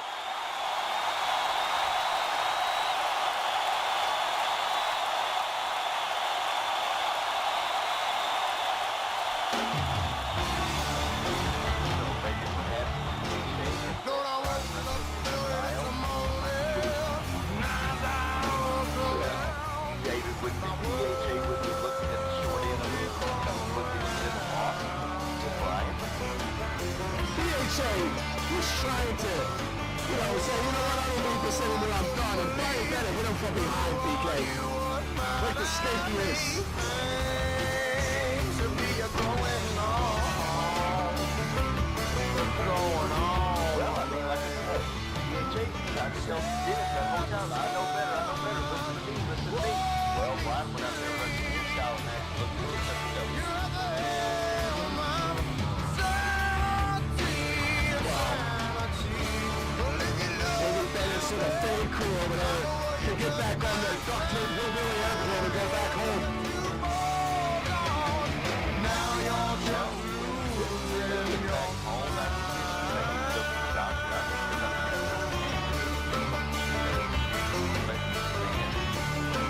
They're just here to have fun. Relax. Yeah. Just relax, let me have fun. get away. One more fix, you'll be okay.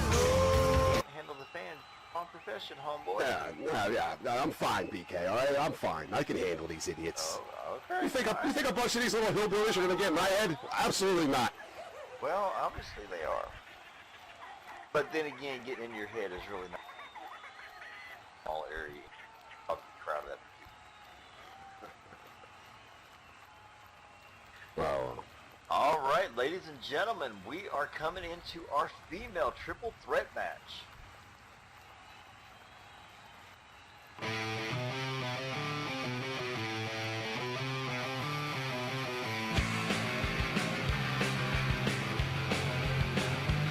and coming down the aisle from Boulder, Colorado, standing at 5'1", weighing 115 pounds, Sue I don't need to be a global citizen, cause I'm blessed by nationality.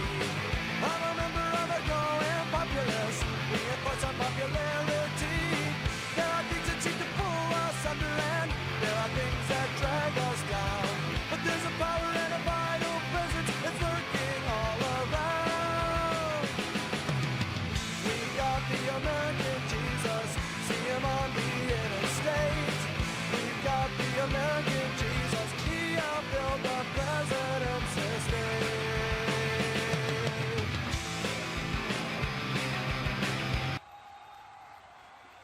Paul's always And- had a bad day. Wouldn't you have a bad day if you woke up looking like that daily? Please. These people wish they could wake up looking like me. And her opponent, hailing from Yum Yum, Tennessee, standing at 5'7", weighing 130 pounds, Marionetta, the Trickster.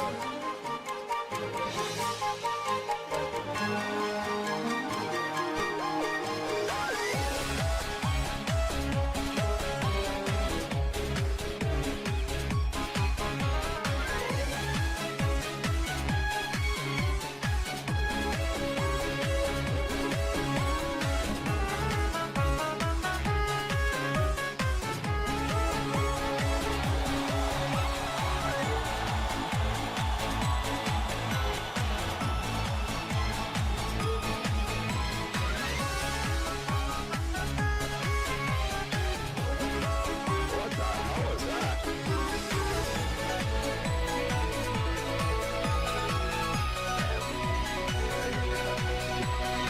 That's all I can say.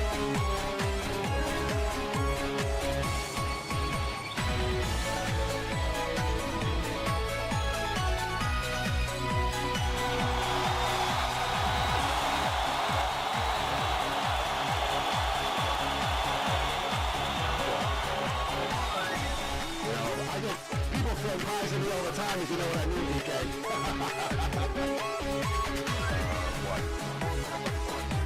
You know, I get enough pie in my diet. And finally, from Las Vegas, Nevada, standing at 5'2", weighing 115 pounds, Natalie Sonnen.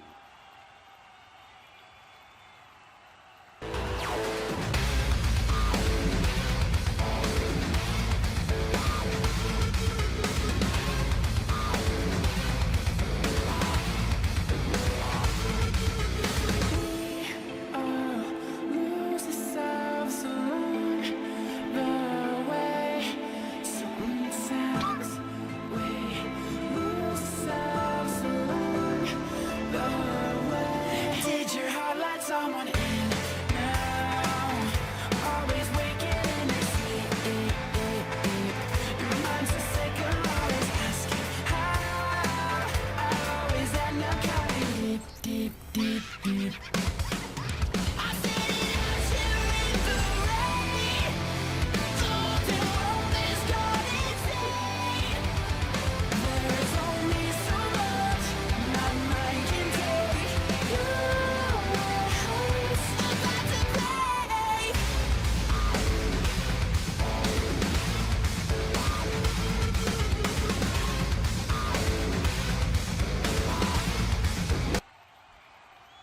All right, ladies and gentlemen, this is going to be a knockdown drag out right here.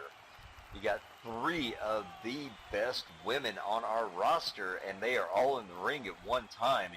And you know, I know you missed last week, Paul, but you have to admit, basically over the past month, you and I have actually agreed on one thing. When it comes to FPW, expect the unexpected. Yeah, FPW, home of the best women in SL wrestling. That's one thing I can say with no uncertain terms. We have the best women in all of SL wrestling, BK. I'm not arguing. And it looks like Thomas is ready for another free-for-all. He somehow managed to survive the fatal 4-way earlier, but now he's got 3 of the toughest women, and I don't think any of them really like each other, so this is going to be very interesting. Let's go. All 3 women meeting in the ring, middle of the ring right now.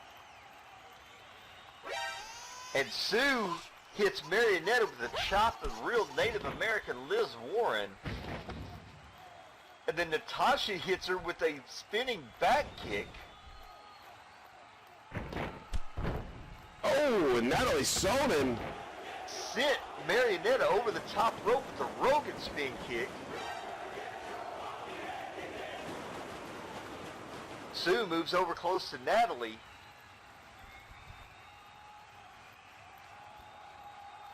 And we all know that Sue has just hit the most electro-boring move in professional wrestling. There's Suplex with all her unique names for all her moves. Oh, there's a kick. Right to the abdomen. Natalie Sonnen coming back. Oh, and a leaping face smash. That looked like a modified version of the Famouser. And Marionetta has managed to get up to her feet on the outside of the ring.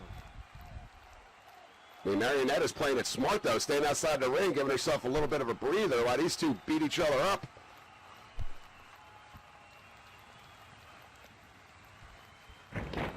Marionetta's not too happy. Of course, Marionetta does kind of have a reputation going after last week that will let everybody do all the work in the ring and she'll just go and do something else. While Natalie just sent Suplex into the ropes and Suplex comes back with the Malarkey Madness rebound.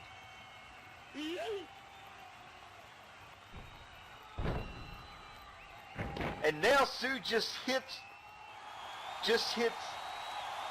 I don't know, BK. Natalie with a Hulk Hogan is racist brother, followed by a Warrior was loony, and now she goes in for a pin, and here comes Marionetta sliding in.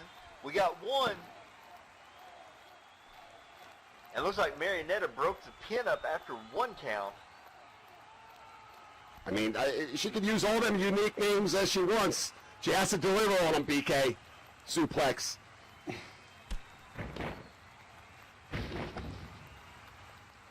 And now Marionetta catches Sue and shoves her into the corner, and Natalie is lying on her back in the middle of the ring. Oh, I wonder what Marionetta tricks has up her sleeve. See what I did there, BK? Yeah, you are so clever.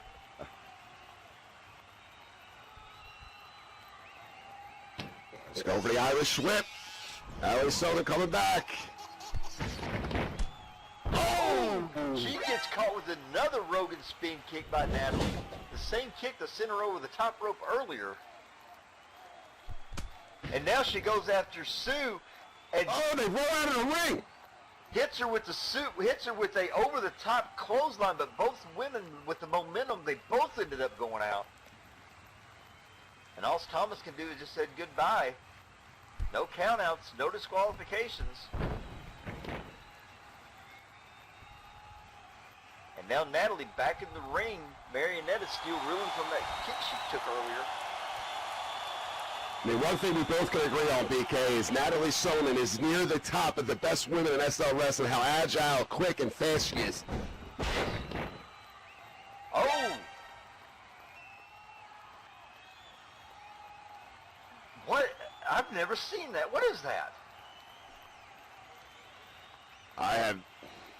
What? I have never seen it. Thomas is watching the shoulders, but... I don't know what she's doing there, BK. It looks like she has her in some sort of headlock, moving her around, and... I'm not sure what that is, but I couldn't tell if it was a pin or a submission. Thomas, our referee, was down there, and he was kind of paying attention to both. Irish Whip, Marionetta come back. Oh! Beautiful Hurricanrana. And Natalie Sonnen is down, holding her back. She hit hard on that canvas. We haven't seen Sue. Yeah, she's still back there. She's very slowly making her way to her feet. She's kind of inching her way around the ring right now, while her two opponents are just beating the hell out of each other. And Marionetta hits Natalie with that sitting flip face buster. And Marionetta's in full control now. And she is definitely, the adrenaline's flowing right now, because that is the second time she has gotten up with the nip up. Right now, she is feeling no pain. She is in total control. Marionetta screaming, "Let me return the favor." Uh-oh, there's no telling with her. She shoves Natalie into the corner. Sue still down on the outside across the ring, on the floor. Yeah, Sue hasn't moved in some time now. Natalie Sonnen just exited the ring onto the arena floor, getting out of harm's way, it seemed. Well, Marionetta was sizing her up or something, and right now you got two women outside the ring. Marionetta inside, but she's not going to let that last long. Marionetta's up on the ring apron right now. Uh-oh. Climbs up to the top turnbuckle, but wait a minute, Sue slides the ring. Where Sue came in, holding a gorilla press onto the arena floor. Oh! Sue press with a gorilla press and threw Marionetta onto the arena floor. My God.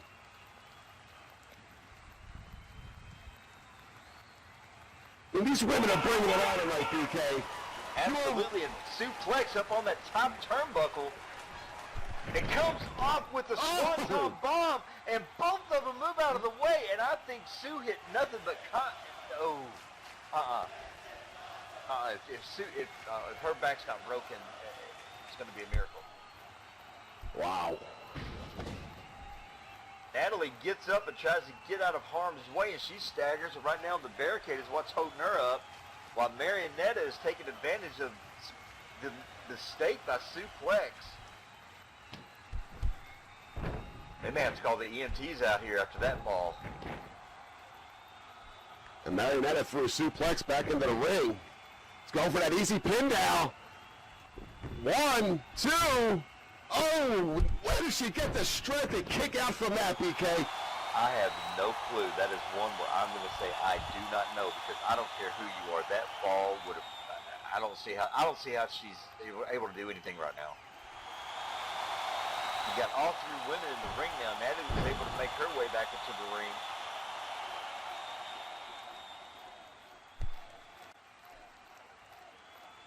And suplex is, she has to be, her spine gonna have to get an MRI tomorrow. And Natalie goes in for a pin, but Marionetta breaks it up before the count can even start. And right now, Marionetta and Natalie are like sharks in the water. Sue is hurt, and they smell blood. And Sue trying to crawl her way outside of the ring, it looks like. She's trying every ounce of strength she has to move her way to get herself out of harm's way. I'll see how in the world she's pulling that off. And right now, Marionetta is waiting on Natalie. Uh-oh, Marionetta yelling, "That's it." Oh! And Natalie reverses with a spinning back kick.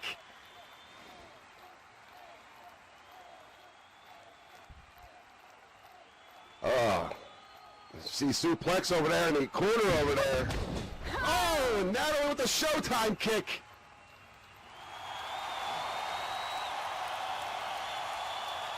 Marionetta's down. Sue is over in the corner, and her back.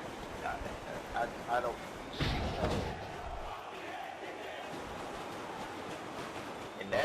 And Natalie kind of threw herself into the corner trying to catch her breath, but right now this is the time to strike. Both of your opponents are down.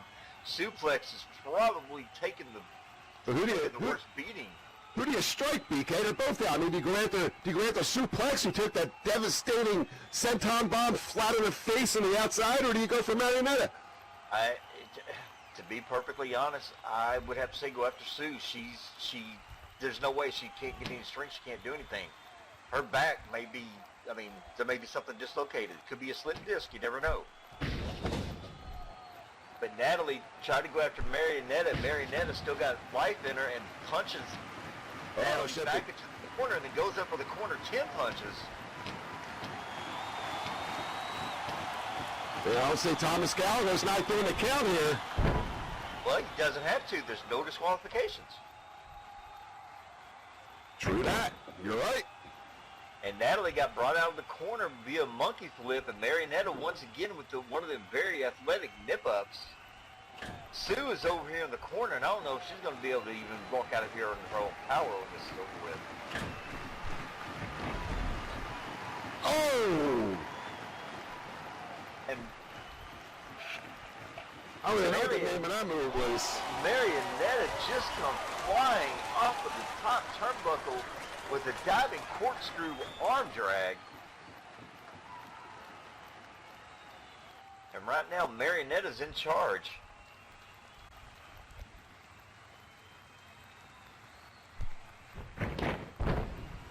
Ooh, the Now Marionetta catches her with the sitting flip face buster. Now Marionetta's in full control of this match. She might be looking good for a pin here.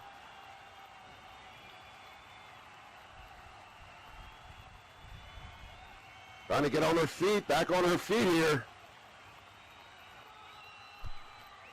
Oh, she goes right at the suplex on that corner 10 punches.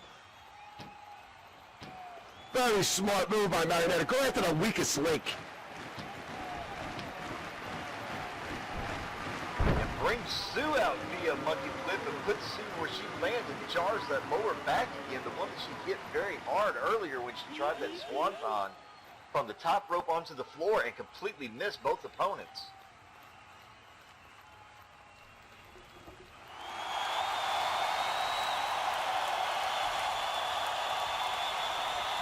Suplex and Natalie both down right now. Marionetta does a smart thing going in for the pin. One, two. Oh, how in the world is she? Well, it's like you say, BK, muscle memory. You say that every week. You put that in my head, muscle memory.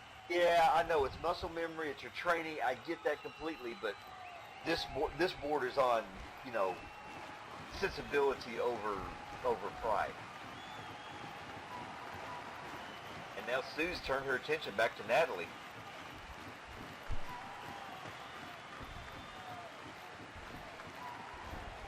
Marionetta picking Natalie back up. Irish whip.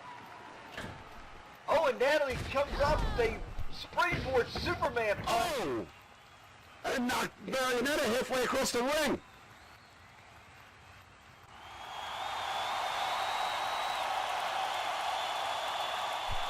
And Sue is still down. She has not moved in several moments.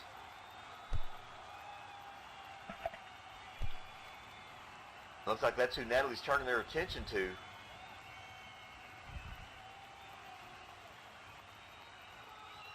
Well, Natalie Sonnen looks like she's going after suplex here. And poor suplex, I mean, she has to be in a whirl right in the back. Right in the small of the back where she took the blunt of that fall earlier, tornado kick. And now Natalie comes up and hits her with a leaping face smash. Oh, fuck.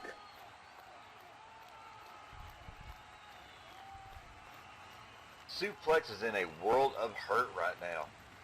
Yeah, she's definitely going to need medical attention after this match. An MRI and probably some painkillers.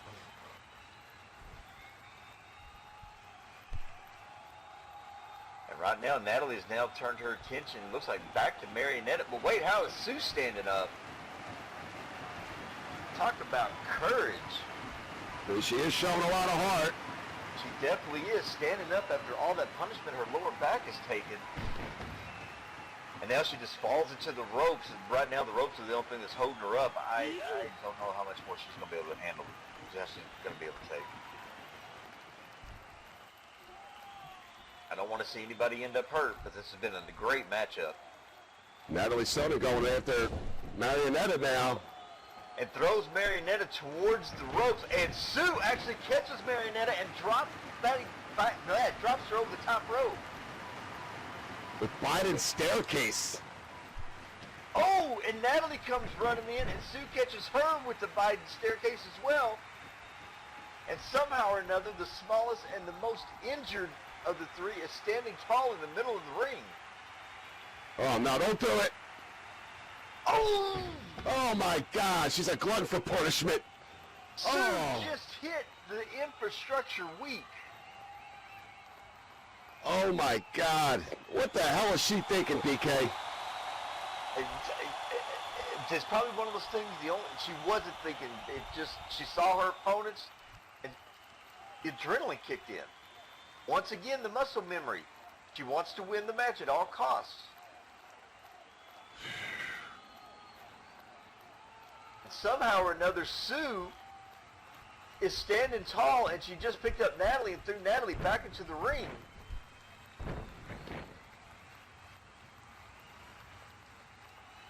And now Sue is stalking Natalie.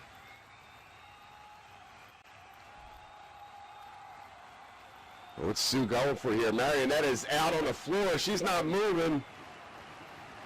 Suplex is telling Natalie to come on and bring it. Natalie stands up and hits her with the Kamala bomb. Oh, the Don Jr.'s cocaine nose job. And now she's flexing.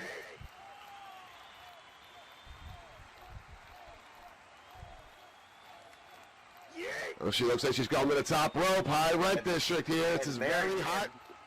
And Marionetta's gotten up over here. Marionetta comes flying across and does a rope shoot. Oh, the carousel. She hit her with the carousel, PK. But wait, Sue's still up on the top rope. Oh, I can't believe you've done this. Marionetta's getting up. I think she's forgotten about Sue and turns around and gets hit with the rear deep plunge.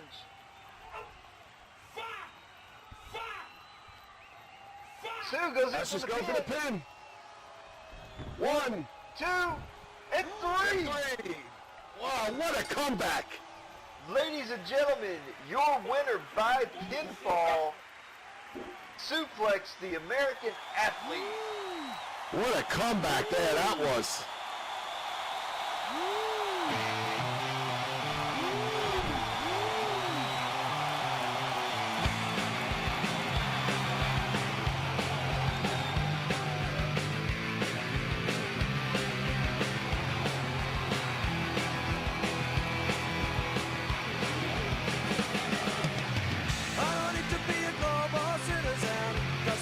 Nationality. I'm a member of a growing popularity.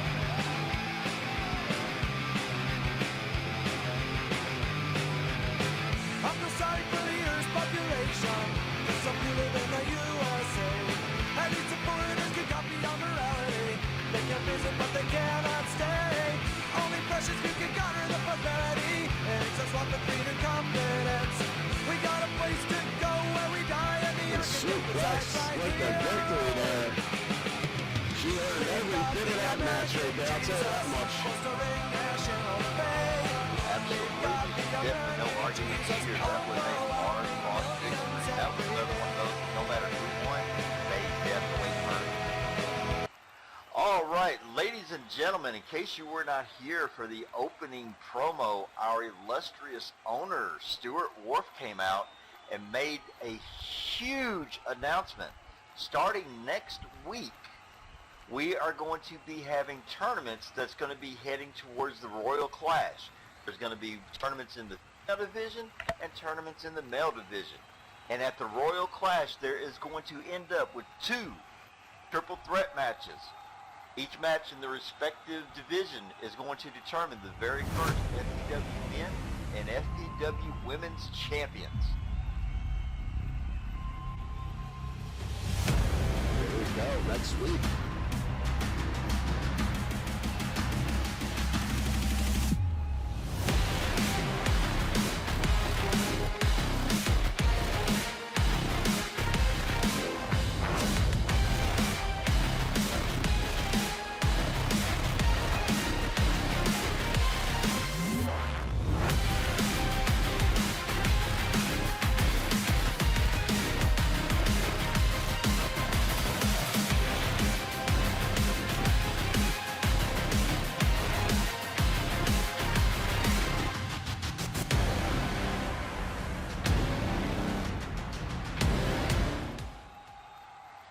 So now, something else in case you missed from the beginning of it, is that it was stated that they understand that there can only be 3 men and 3 women that is going to be fighting for that in the triple threat matches in their respective divisions for the title. However, there was also 2 more titles that were introduced, the men and the women's European champions, and those who, you know, whose luck kind of ran out and they don't get into that final triple threat, it's actually going to be a title for them, that there's going to be a tournament for them that's also going to be coming about. So we have got a lot of exciting things going on here at FPW. For sure. I mean, that's all going to culminate at the Royal Clash, like Stu said. Looking forward to that. Absolutely. Now, ladies and gentlemen, we are set up for our main event of the evening. The next and last stop is Coney Island. Coming down the aisle from Coney Island, New York. Standing at 6 foot and 234 pounds, lights out, Lux Tesla.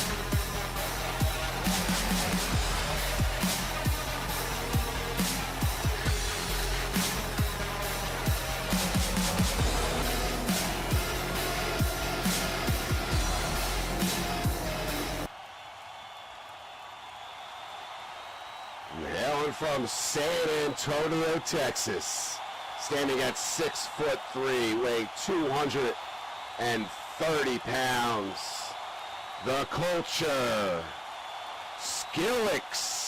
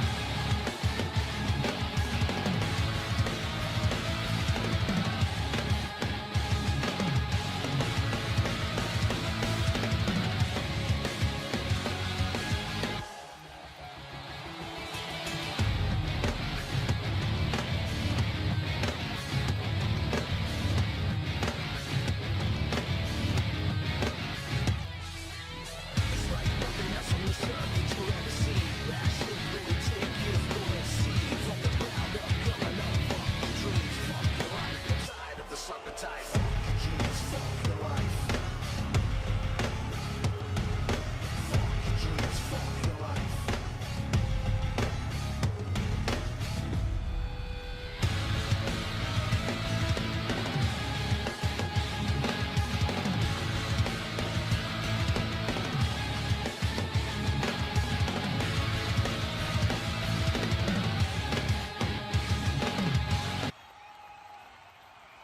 And representing the Trench Brothers from Dublin, Ireland, standing 6 foot weighing 210 pounds, the last Irish outlaw, Bazza Windlow.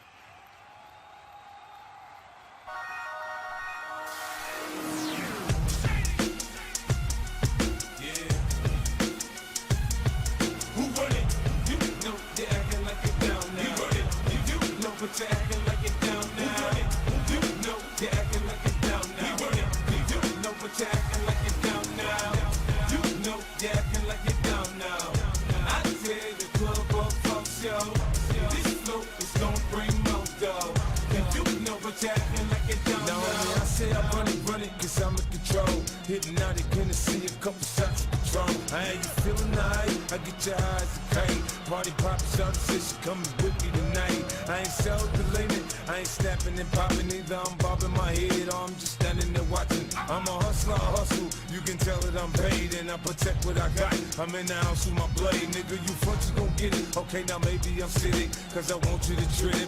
Yeah, I be on that shit. You should see when I'm stunting. I flash the stones to be button. Push the whips to be rolling. You can tell that I'm howling. I'm just doing my thing. You know the units, the gang. I got my client, you shady with me. You front, you'll have to get me off your ass. A bit of lawsuit and laugh. It's not a big deal. It's nothing but some ass. Let's go. You know you acting like you don't know. I tell the club up, Foxy. Here we are, main event triple threat.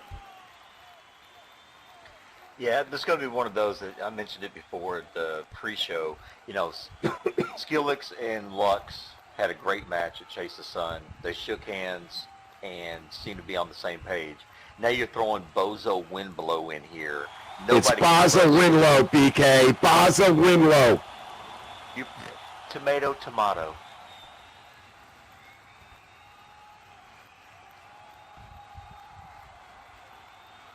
So anyway, this triple threat is ready to get underway. Thomas Gallagher, our referee.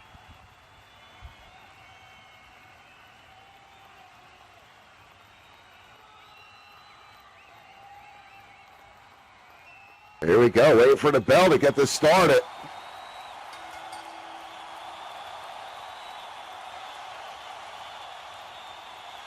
All three men walk to the center of the ring. Oh, I'm waiting for somebody to say it.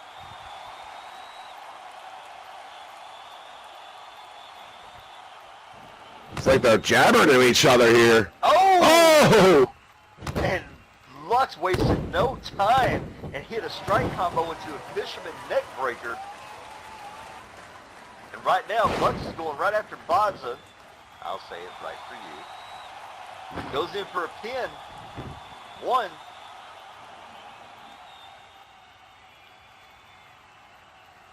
And Skillex is over here just letting those two go at it. Nah, I'm sorry, I can't do it. Bozo with the nip up. There's a lockup. Goes right into a lockup with Lux. Giving away some height and some weight to Lux. Skillex is standing over here just kind of silently taking notes. Letting them go at it. It's a smart thing to do, BK. I mean, he's saving his energy. Yeah, I agree with that, but at the same time, his two opponents are going to notice he's not doing anything, and he may end up in a 2-on-1 situation.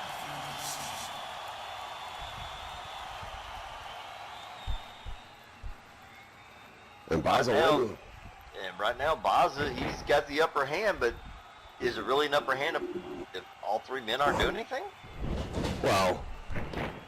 Oh, and Bazza catches Lux with the rebound sunset flip and goes into a pin. And Skillex has still not done anything. Skillex looks like he's a second referee in this match right now. Skillex is just kind of... I don't know what Skillex is doing.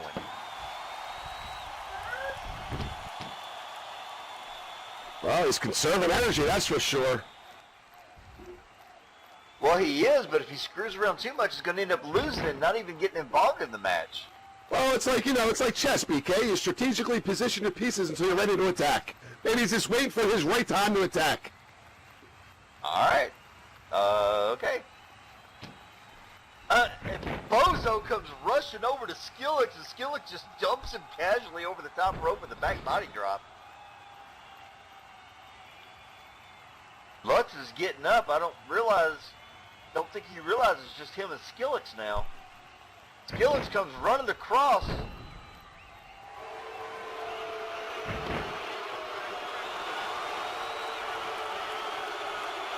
Oh. Catches him with looks like a tornado clothesline. That's what it looked like.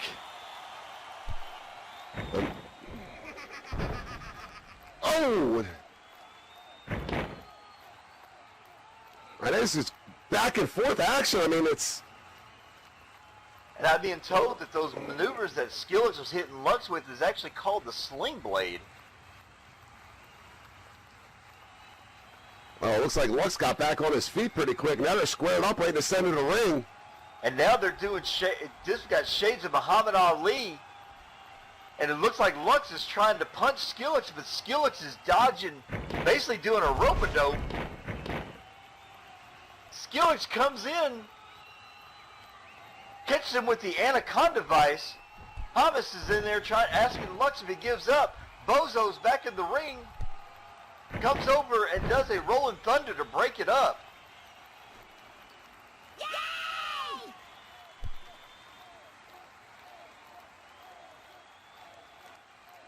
And right now we have all three men back in the ring.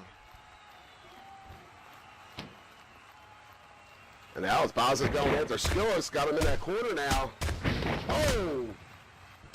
Going after those corner shoot kicks. Oh, he catches him with a running high knee. Think maybe Skillex should have been in there doing something earlier? Uh-oh. Yeah. Anybody got a magnifying glass? Because Bozo was saying something about these nuts. These nuts. Got him.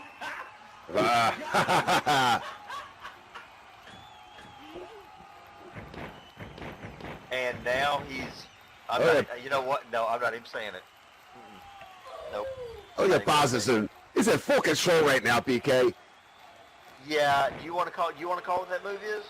I'm not going to call it that move is, but he's in full control. Let's just say that. Well, that's all right. The big shot went ahead and told us what he was doing. So that's how close the Grinch sisters are. Anyway, Bozo is pulling Lux out of the corner. He's got him in the middle of the ring. It looks like Skillex is still down on the other side. He's going for the pinfall. Bazza. 1, 2. And then a kick out there by Lux. And Skillex is still down over here in the corner after taking that flurry of offense from Bozo earlier. I think Bozo's trying to get a date with the ref, throwing out all those F words. Bazza, they're punching back and forth now. It's like a brawl right in the middle of the ring now with Bazza and Lux Tesla. Oh! Catches him with that nice overhead kick. But Lux comes right back and hits with the ground sweep kick. Puts Bozo on his back, and now he's going in for the leg work. Elbow drop. Skillex is slowly getting up over the corner. Yeah, Skillex is still slow to his feet there. Finally back up on his feet, holding on the apron. Bazza Windlow thrown into the corner. And now Lux turns his attention to Skillex. Man, what's he going to do here? He's got them both in the corner, BK. Take your pick. As of right now, he can do anything he wants.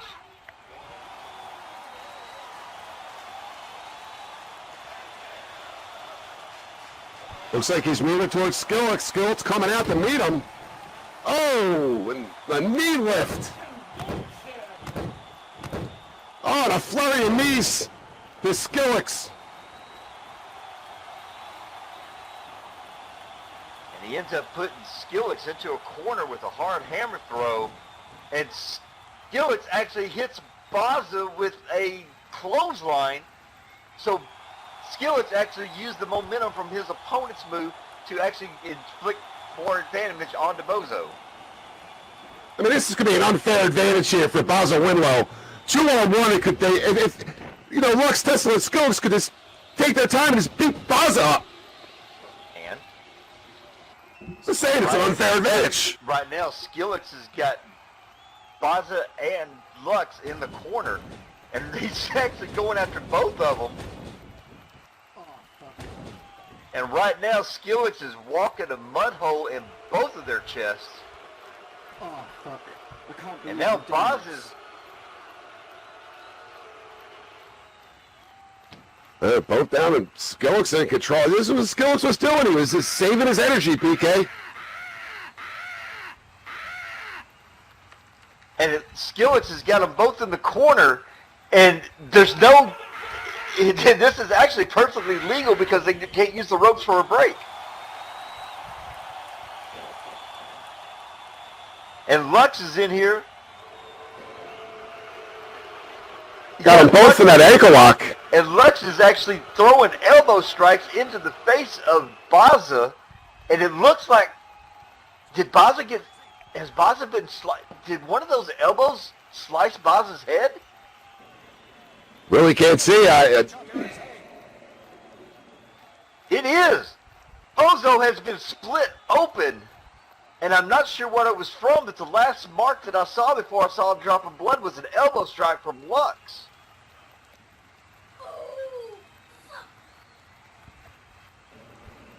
And there's not much he can do about that. I mean, he's bleeding all over. They're gonna, Lux and Skillex could take advantage of that. And Bozo's laid over here in the corner, blood coming from his forehead. Lux and Skillex in the middle of the ring, and right now Skillex is in control. And Bozo's over here calling for Benja. Oh, he needs assist. He might need a Band-Aid. Maybe Benji's got some Band-Aids in his pocket. More like a man pond.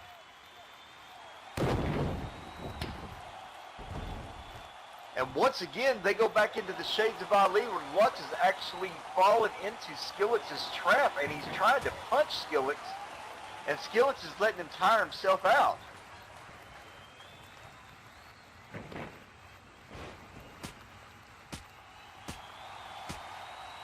And now Lux Tesla down. Them elbow strikes on the Skillex, going to pick him up. Looks like Lux may have done a little trip move there to put Skillex down to do that. And right now, they are exchanging once again.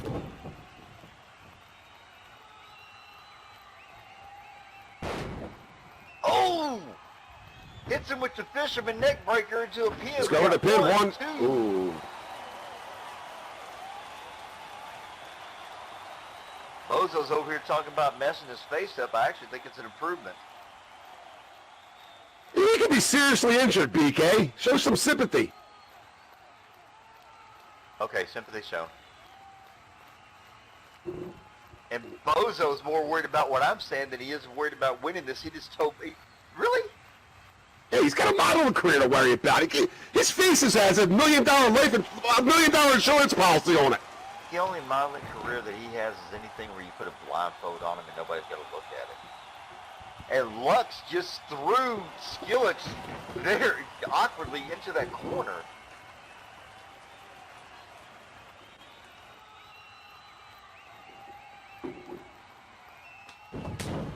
And right now, Lux is following up with some running knee lifts. Bozo's over here worried about the nose job. I'd be worried too. I mean, this guy's got modeling contracts he's got to go do. It's unbelievable. Lux. Oh! Oh, outside the ring. Lux had Skillex perched up on that top rope, and Skillex actually countered. Oh, God. And Bazza slowly moving, crawling his way over. I mean, I'm surprised Bazza's even moving. He should just stay down and let that guys work it out till they get back in the ring.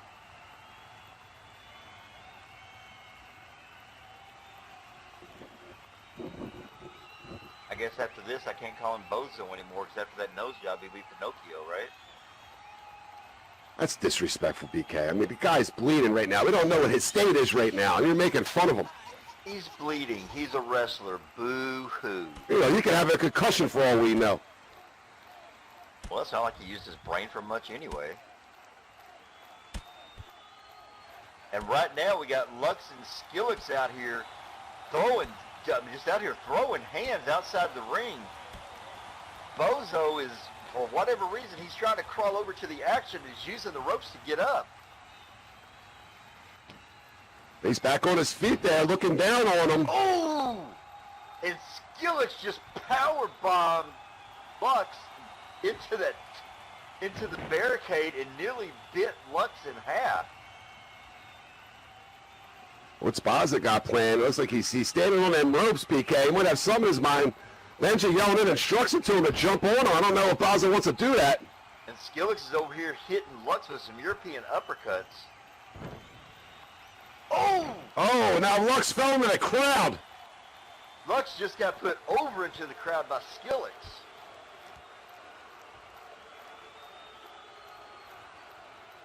Ladies and gentlemen, you want up and close personal action? There you go.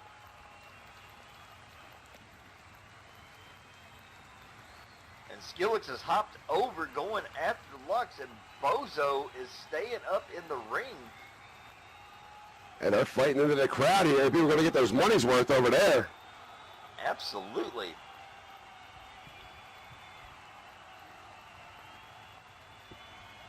And right now, Skillex goes and picks Lux up.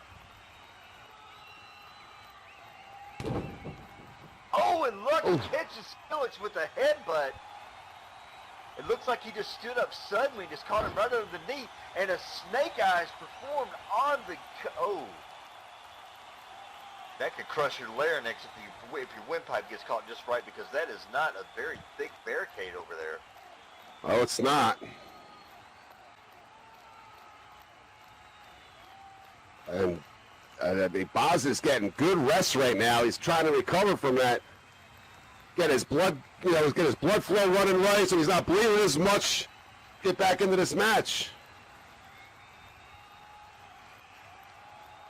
Lux is stomping on Skillex over here, and Bozo has been standing in the same spot for several moments, not moving. As much as I dislike the guy, and I know this is a sport and it's a chance you take, he might not have the capability of moving right now. He might not know where he's at. Wow. Lux just gave Skillex the one-finger salute, and then hit him with a running face wash into the steel barricade.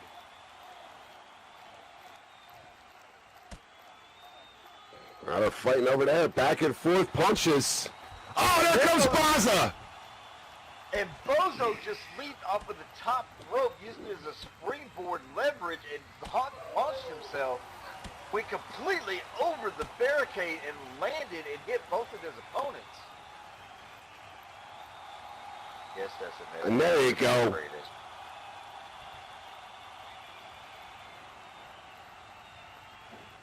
And what a move by Bazza Windlow, finally showing some signs of life, leaping on into the crowd onto both Lux Tesla and Skillex.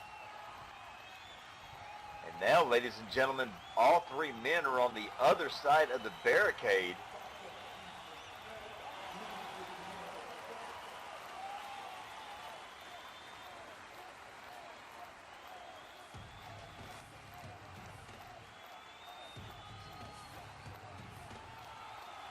Right now, Bozo has got Skillex, and he's actually pulling him back towards our back wall. And yeah, no signs of stopping here. No rush to get back in the ring, that's for sure. Oh, they don't have to be in the ring, except for the... Oh! Belly-to-belly suplex that puts Skillex just flat into that wall. And he hit that wall hard.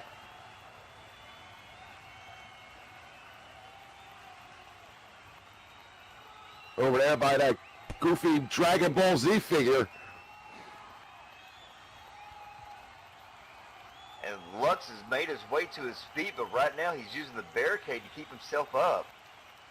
And it looks like Bozo has turned his attention to Lux. Comes in and Lux hits him with the back body drop, sends him over the barricade, but Bozo rose through it. And now he can, oh, wait, what was that? Oh, his like green mist went in his face. I think that fan over there, that jock fan, blew some green mist in his face. And then Bozo brings Lux back in with a bloody Sunday.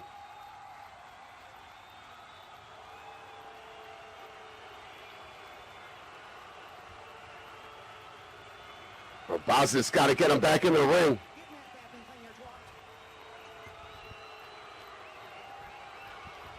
And Skillex hasn't moved since getting suplexed into that wall. Right now, Lux being picked up. Gets thrown back into the ring. Skillex has not moved since being belly-to-belly suplexed into our wall.